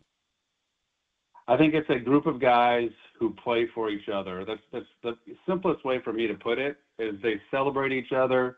They compete for each other. There's no individual selfishness, no individual agendas.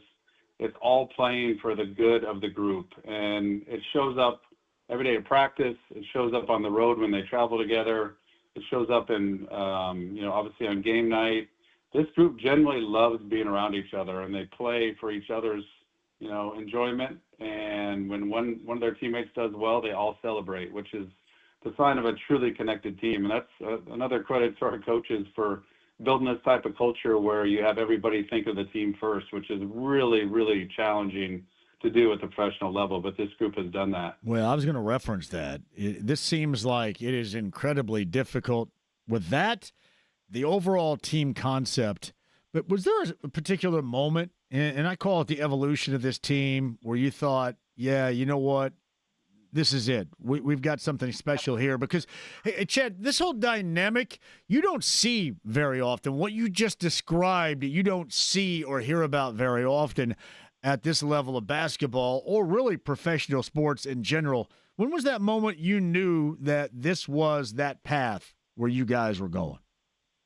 I mean, I think when we first made the trade for Tyrese, that very first game, we played Cleveland, ironically, at home, I believe. And I just remember watching that first half thinking, wow, like this player you can build a team around this guy. And players are going to love playing with him, which has played out exactly that way. And he has a flair for big moments, which is what championship level teams, they got to have players that, step up when the moment is the hardest and the brightest. And Tyrese has shown to be a player that can do that. And I think, this season, I was just talking to some of our performance staff guys today about this season, and the fact that this group stuck together when things were really tough at the beginning of the year and, fought through some challenging stretches where we weren't playing great.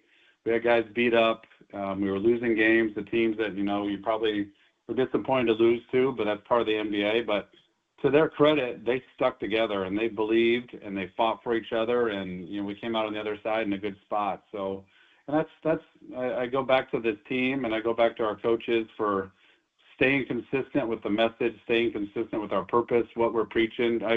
Jenny Busick and Jim Boylan have been harping on defense for every day for the last couple of years, and it's you just got to be consistent with what you believe in, because people are going to know whether you genuinely believe in something. If you do, you're preaching it every day and you're living it every day. And this group has done that. And it's been really rewarding to see this group come together and have some success here in the postseason. He is Pacers general manager Chad Buchanan. He's on the Andy Moore Automotive Group hotline. Pacers game 1 coming up on Wednesday night at Madison Square Garden. Game 2 on Friday in NYC. And then Racers and Pacers coming up on Sunday, which is going to be absolutely incredible. Game number 3 is at Gainbridge Fieldhouse. Chad's on the Andy Moore Automotive Group hotline. I look at this team as not in terms of, I've given the example of the 90s Knicks or the late 80s Pistons in terms of their physicality. That's a different physicality.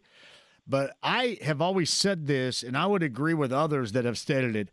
I think that the Pacers are one of the, if not the most physical team in the NBA, Chad, by virtue of the way that they play. Their style of play, the depth of play, wears others down when normally that would not be the case. And I would describe that as playing with physicality. Would you agree? I completely agree. I think there's different types of physicality, and you explained one right there.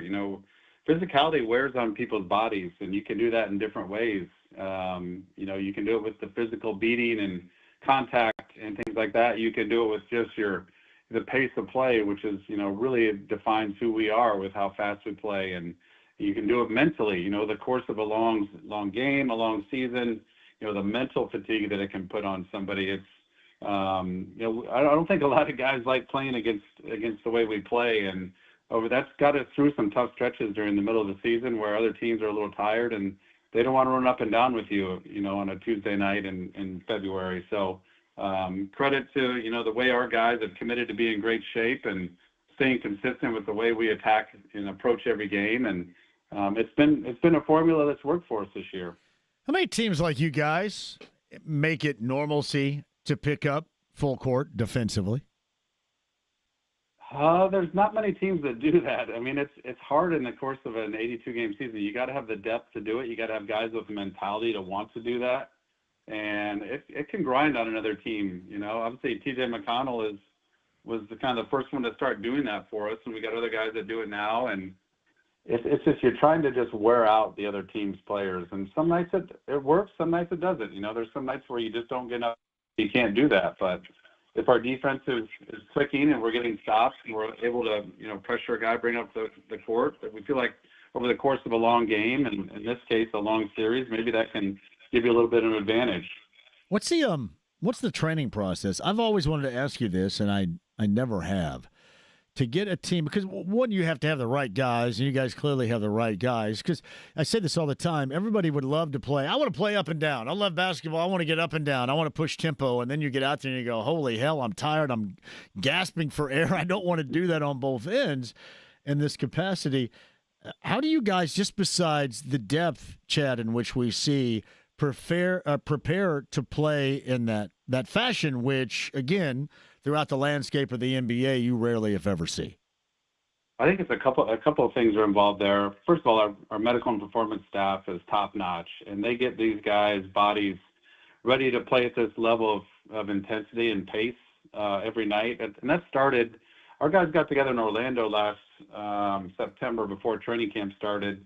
And if you were to, you know, talk to people who were there, I wasn't there, but the people that were there said the pace of play in our pickup games in Orlando with no coaches even there was incredible. So our guys have just bought into this is the way we play. I know what kind of shape I need to be in to play this way, and this is just our identity. And we push it every day in practice. Our coaches every time we get a chance to go live, it's the same intensity, same up and down pace that you see in a game that we do every day in practice, and it's just kind of our identity. We've got to have players who are willing to commit to play that way because it's hard to do, and you got to have several players at each position to do that. But Rick's created a tremendous style of play, and Tyrese is kind of the head of the snake, and everybody kind of follows that lead. Chad Buchanan, Pacer General Manager on the Andy Moore Automotive Group hotline. So there's been a lot of change, not in your team, which we'll get to that in a second, but with this Knicks team that we start seeing coming up in game number 1 on Wednesday. Karl-Anthony Towns in, Mikal Bridges in, DiVincenzo gone, Randall gone. He was injured this time a year ago anyway. I think it was later in the series, but also Brunson was injured. Anunoby battled with injuries in the postseason a year ago. How different, are there any comparisons at all that can be made from what we witnessed in the Eastern Conference semifinals a year ago in 7 games, the Pacers winning, to what we're going to start seeing on Wednesday night in Game 1? Yeah, last year that was a grind of a series. You know, it's just the identity of that team, of Coach Thibodeau's teams, and they don't play a lot of guys, not as many as we do, but they have a lot of talent, a lot of grit, a lot of togetherness with that group. They upgraded at a few positions, and their starting 5 is as tough as there is in the NBA, and we're going to have our hands full. There's no weak link out there on the floor for them. All those guys can hurt you in different ways, and we've got to have all 5 guys when on the court locked in, ready to kind of defend and battle, because this team's a very, very, very good team, and they've proved over the course of the season. They got obviously a great point guard with Jalen. They've got great coaching. They've got great role players. They have it all. They're a tremendous team, and it's going to be a major challenge for us in this series. I remind people of this often because you reference, them not playing too many. They go basically 7 deep. They'll play 9, but 2 dudes play maybe 5 minutes between them, and that's about it. They go 7 deep for the most part. And, on the surface, you go, well, wait a minute. The Pacers and up and down, the tempo, the pace, and then with the depth, that's going to be tough. But as I talked about with you, that's how you guys play. This is also how they play. So suggesting that they can't because of their lack of depth, this is how they play now, and this is how they play basically in November, to be honest with you. They don't play very many guys, rarely, if ever. So they're quite used to this, are they not? They absolutely are. I mean, these guys are all used to playing 38. Someone will play 48 minutes in a game, and they got tough-minded guys. Obviously, a tough-minded coach that really buys into what they're trying to do, and they're used to playing major minutes. I don't think this is going to be any different for them this series. You got days in between games to recover and rest, and they're going to have their full boat, and we're going to have to be ready to battle them every night. Is it at all fair to even discuss the time off when you have a team like yours in a groove? Is that detrimental, or is it all about the rest and the focus that's going into game one on Wednesday? Because, I mean, normally this time of year you don't get this much time off. You guys have had that, bearing either way for the better or for the worse as you see it going into Wednesday's game one? Well, I'd like to think, this team in particular this season, when we've had multiple days to practice, we've played pretty well coming out of that break. Now, this has been a longer break than typical, and for half that break, you didn't know who your next opponent was either. So we just found that out on Friday. So we've had a couple days here to talk specifically about New York. We've had a couple guys who are a little banged up to get a little chance to get fresh, but I know our players would have loved to just keep playing, every other day, but I think both teams, us and New York, will benefit from a few days off to prepare for this, because this is going to be a grind. Yeah, I think of it that way too. I mean, once you get into that groove, I think you kind of want to stay into the groove. How does this time off compare to? I can't remember how much time in January you guys had off once you returned from Paris. How long of a window was that?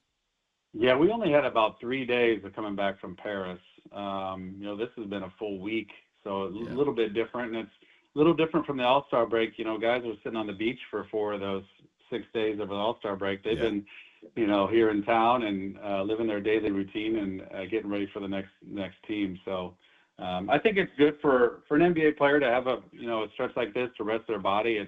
It's more good than negative. Yeah.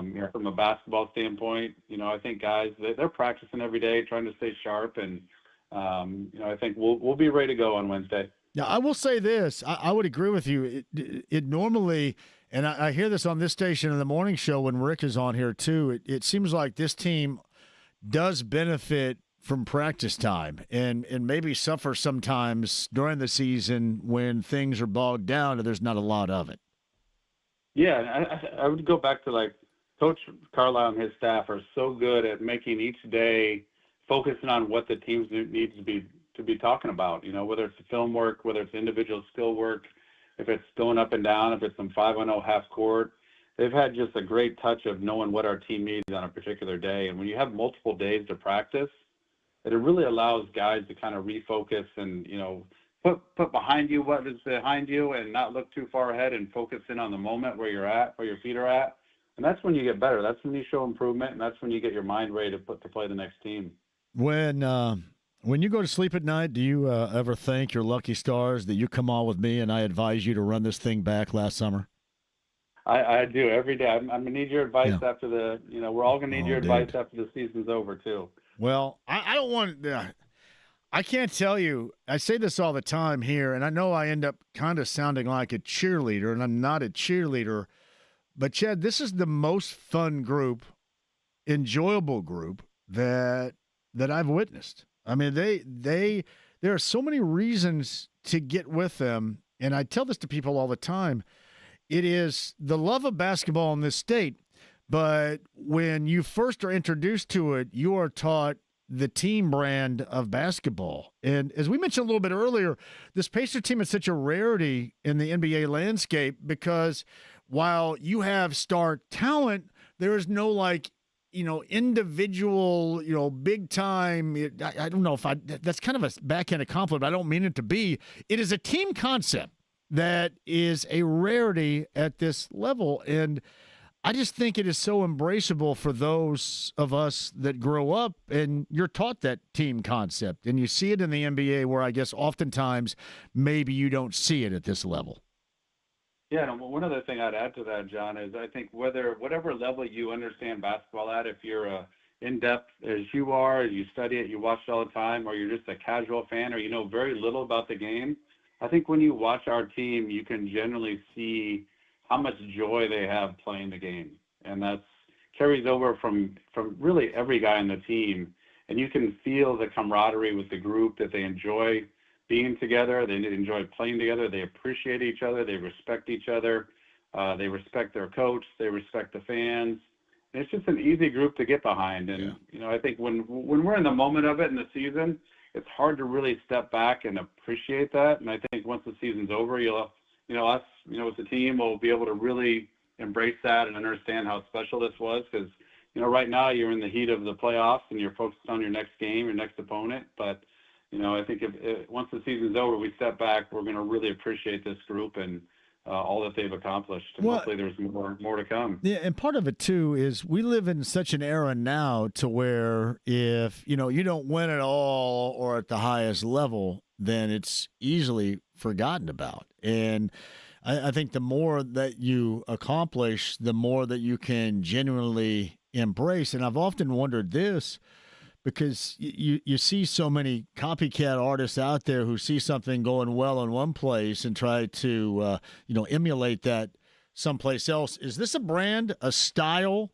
that you think it is transferable in other places, or is this kind of just genuine to this place and this particular group? I don't think you're going to find another market, community, fan base that's as knowledgeable about the game and understanding of basketball as you're going to find in Indiana.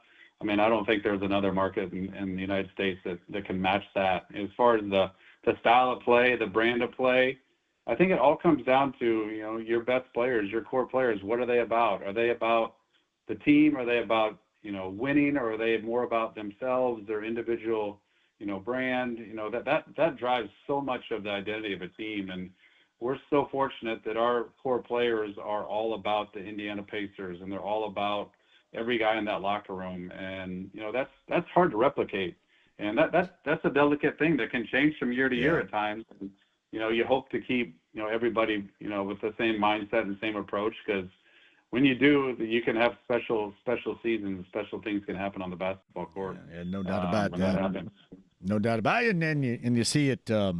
You see it going on right now. I'm telling you, it has been fun, but this group is enjoyable. I've been to every home playoff game so far. There have been some moments. You talk about having multi-signature moments in a couple of series so far. This is it. This has been quite the run here. I was just telling Coach Carlisle in Game 5 of the Milwaukee series when Ty drove and made that layup to win the game. I'm standing in the tunnel kind of by the exercise bike where I stand at the end of games, and I turn around to just celebrate, and there's Caitlin Clark standing right there, and we high-fived each other, and you could just feel the community just coming together and getting behind this team, and which is, like I said, it's an easy group to get behind. And they're great people at their core, and there are a lot of guys who've been overlooked or looked past and not given opportunities in other stops, and they're trying to make the most of their opportunity, and give credit to all of them for being prepared for the moment so far. Yeah, the road win stuff is incredible too, because we're so conditioned in the NBA to think, well, they're going on the road, so they're going to lose. You got to hold serve at home or whatever, and this team goes on the road and wins 3 in Cleveland. Incredible. It was incredible. I mean, that's a very difficult place to win, and our guys really, Game 2 especially was such a moment, such a game you'll never forget if you're a Pacer fan. How that team just kind of overcame the odds at the end, and it's been a fun ride. And like I said, you try to enjoy each and every game, and the road wins are very difficult, and they'll be very, very challenging to come by in this next series as well. But I think our guys believe every time they step on the court that if we play our style of play, that we've got a chance every night. It's a golden era, I'll tell you, a golden era between you guys and the Fever for Pacer Sports and Entertainment. There's no question. That's where we are right now. And still a lot of winning to do, don't get me wrong, but it feels like that you are certainly entering that domain. Chad Buchanan, the general manager of the Pacers on the Andy Moore Automotive Group hotline. We'll catch you at some point when you get back, certainly for game number 3 with Racers and Pacers coming up on Sunday. The best of luck in New York City, and we'll do it again soon, Chad. Thank you. Hey, let's don't have any Pacer fans sell their tickets to Knicks fans for our home games, all right? Yes! That is a level of jackassery that absolutely cannot happen. Cannot happen. Now, with that in mind, we'll probably see maybe the most noted Knicks fan, courtside somehow, some way. But I'll cuss them for you because we cannot see that happening too. And you can, by the way, you can tell the level of excitement, from their celebrities on down with that team as well. I can understand it though. I mean, back for the first time in a long time for them. So. Yeah, great team, great story. We got a lot of respect for the Knicks organization from top to bottom. All right, man. We'll see you again soon. Have a good time in New York. Thanks, John. Appreciate you. Yeah, Chad Buchanan, Pacer General Manager on the Andy Moore Automotive Group hotline. I feel a little bit more confident in telling Steve Simon what to do with his money. I know I hate telling you what to do with your money, but blue and orange in the building would suck mightily on Sunday. Just a thought. I mean, it's a little bit different, but just a thought. Quick break, we'll come back. Me and you rest of the way at 239-1070. In studio tomorrow, and then back-to-back-to-back road shows as we get into the race weekend. Do not go anywhere. Also, 500 tickets to give away. That's on the inbound, too. AAA Membership Lounge via YouTube Live. Thanks for watching and participating and being part of this show. 93.5, 107.5 The Fan.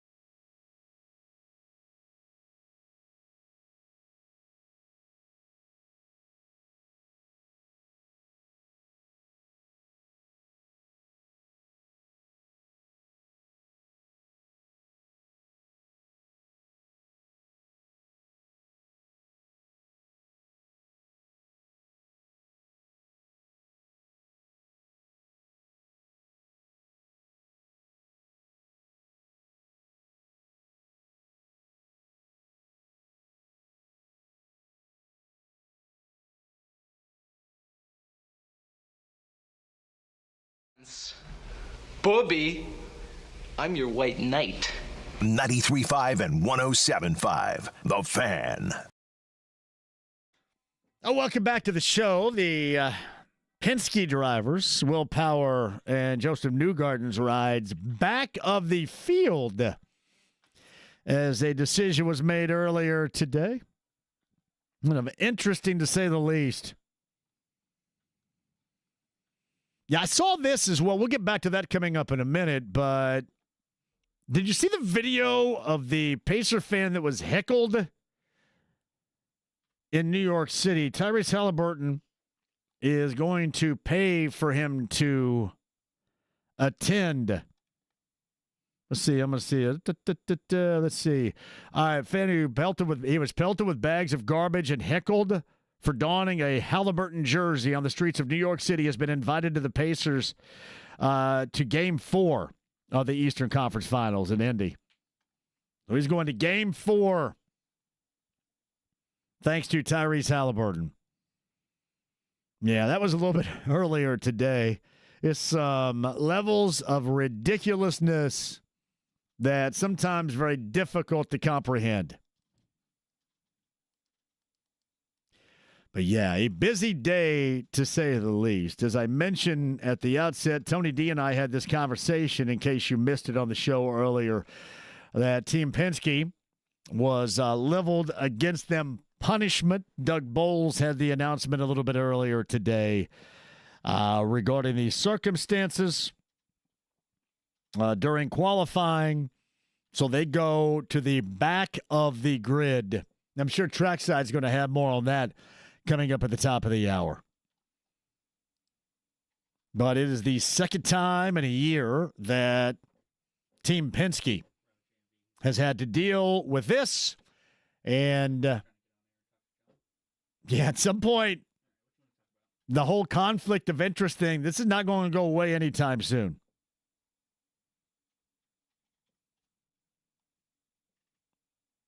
And then Tony talked about the car, the Newgarden car from a year ago that's in the museum. Just some incredible stuff. If you missed any of it, the podcast at 1075thefan.com. But it was interesting. So I am out at the Brickyard Crossing at a long drive competition. So Jake Knapp is a professional golfer. He was out there with PXG. And then Scott McLaughlin, Penske driver, who's going to maintain his spot. He wrecked his ride yesterday in practice, but he's going to maintain his position. He was out there with us, and all of a sudden he gets a call and says, yeah, I'll be back in about 5-10 minutes. Roger's calling. I got to take this, and that's what that was all about. Second time Team Penske has been caught in that type of situation.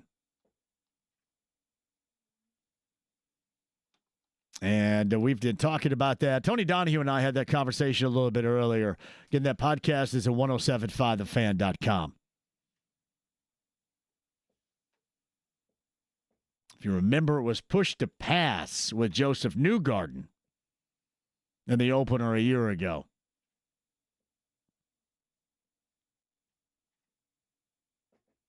The adjustment of the attenuator, which we did explain in incredible detail a little bit earlier, which is amazing to me. All right, 239-1070. I mentioned some time for calls. Chad Buchanan, Pacers GM, a moment ago. Bobby Marks, who was the front office insider for ESPN regarding the NBA, was really good earlier as well. Stephen Holder and Tony Donahue, the podcast at 1075thefan.com. Marcus Erickson tomorrow, correct? Mark James tomorrow, correct?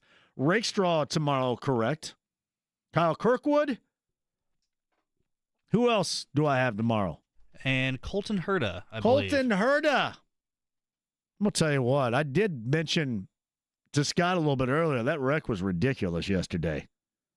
Like, this is how safe these vehicles are, these machines are, I guess. So he gets out of that thing upside down, flying around like a stinking kite yesterday, gets out of that thing and ready to walk away. Feels great. And then I'm playing a pickup game and jam my little pinky finger, and I'm crying about that. I go, come on, man. Incredible stuff.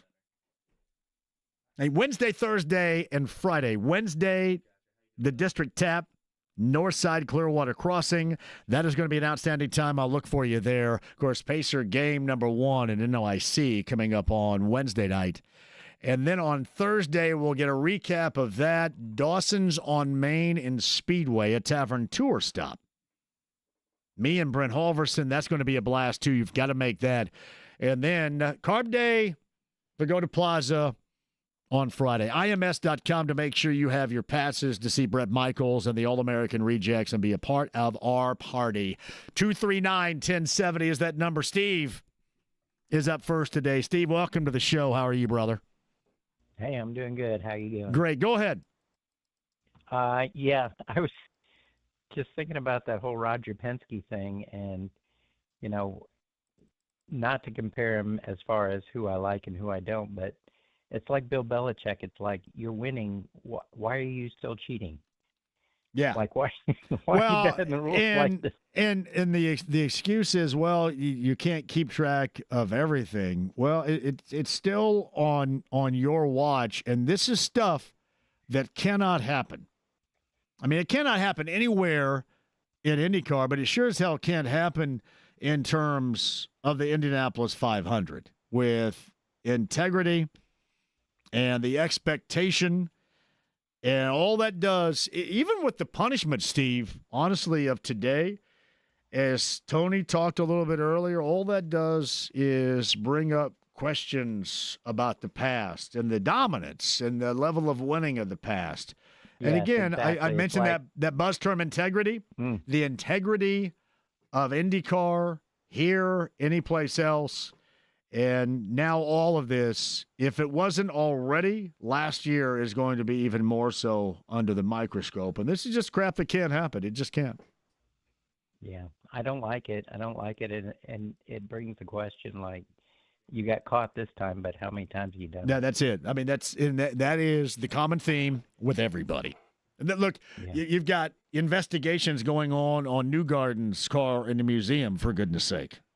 So, yeah, it is going to be continuous, and that is the effect on the integrity of everything that you're holding right now. You hold that in such a high regard, and then when you poke holes in that with the past 2 years, it's just stuff that can't happen, and it's tough to survive stuff like even if you end up getting punished.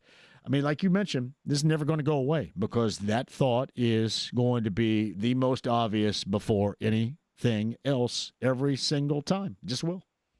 Yeah, the whole mentality about if you ain't cheating, you ain't trying, it's got to go away. Well, yeah, and I don't know if that's ever going to go away, but I know when you own the series and you own the track, I mean, let's face it. And the reason why it's magnified is because it's in Indy. Because that's really the only thing anybody cares about is Indy. And you have, the long-standing history that is discussed on this station constantly.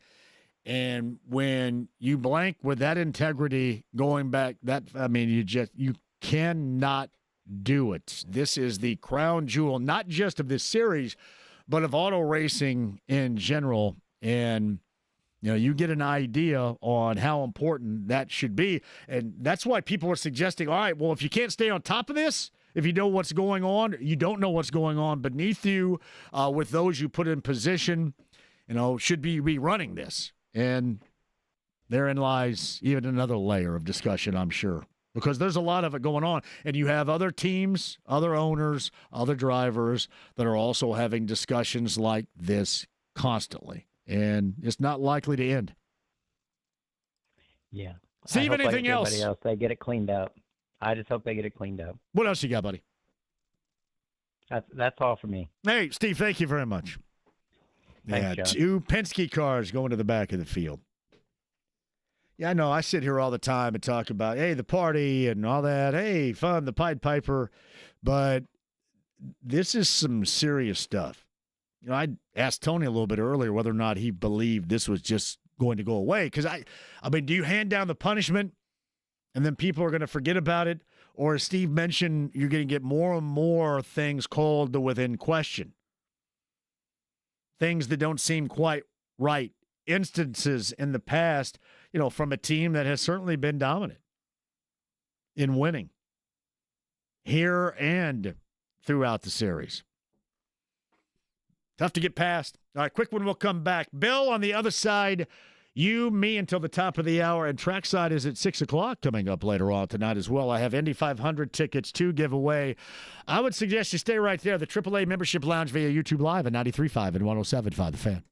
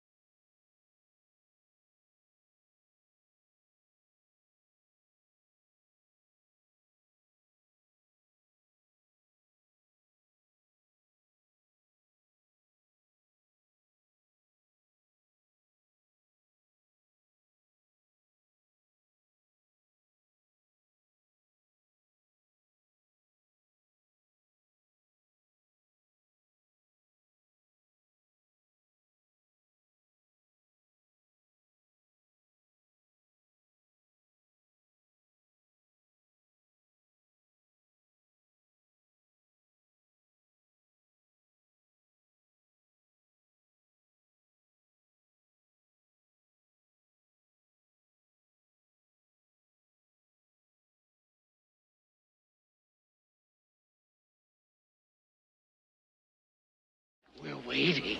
93.5 and 107.5. The Fan. All right, who wants to go to the 500? I got tickets for you right now. Number 9 at 239-1070 will be able to go on me. Greatest spectacle in racing. 109th Indianapolis 500 on Sunday.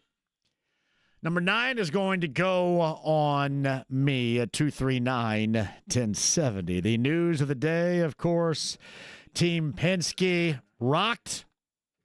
It's a cheating scandal, another one, and 2 drivers back of the field. Former producer, certainly friend, continued to this show, Tony Donahue, a little bit earlier. Yeah, Unverified is where you can go and find his work along with David Land. Really good stuff for the 500 or anything IndyCar. Podcast 1075thefan.com. John Easter writes this: I feel bad for Will Power. This may be his final run in the 12 car. Also getting a little bit older.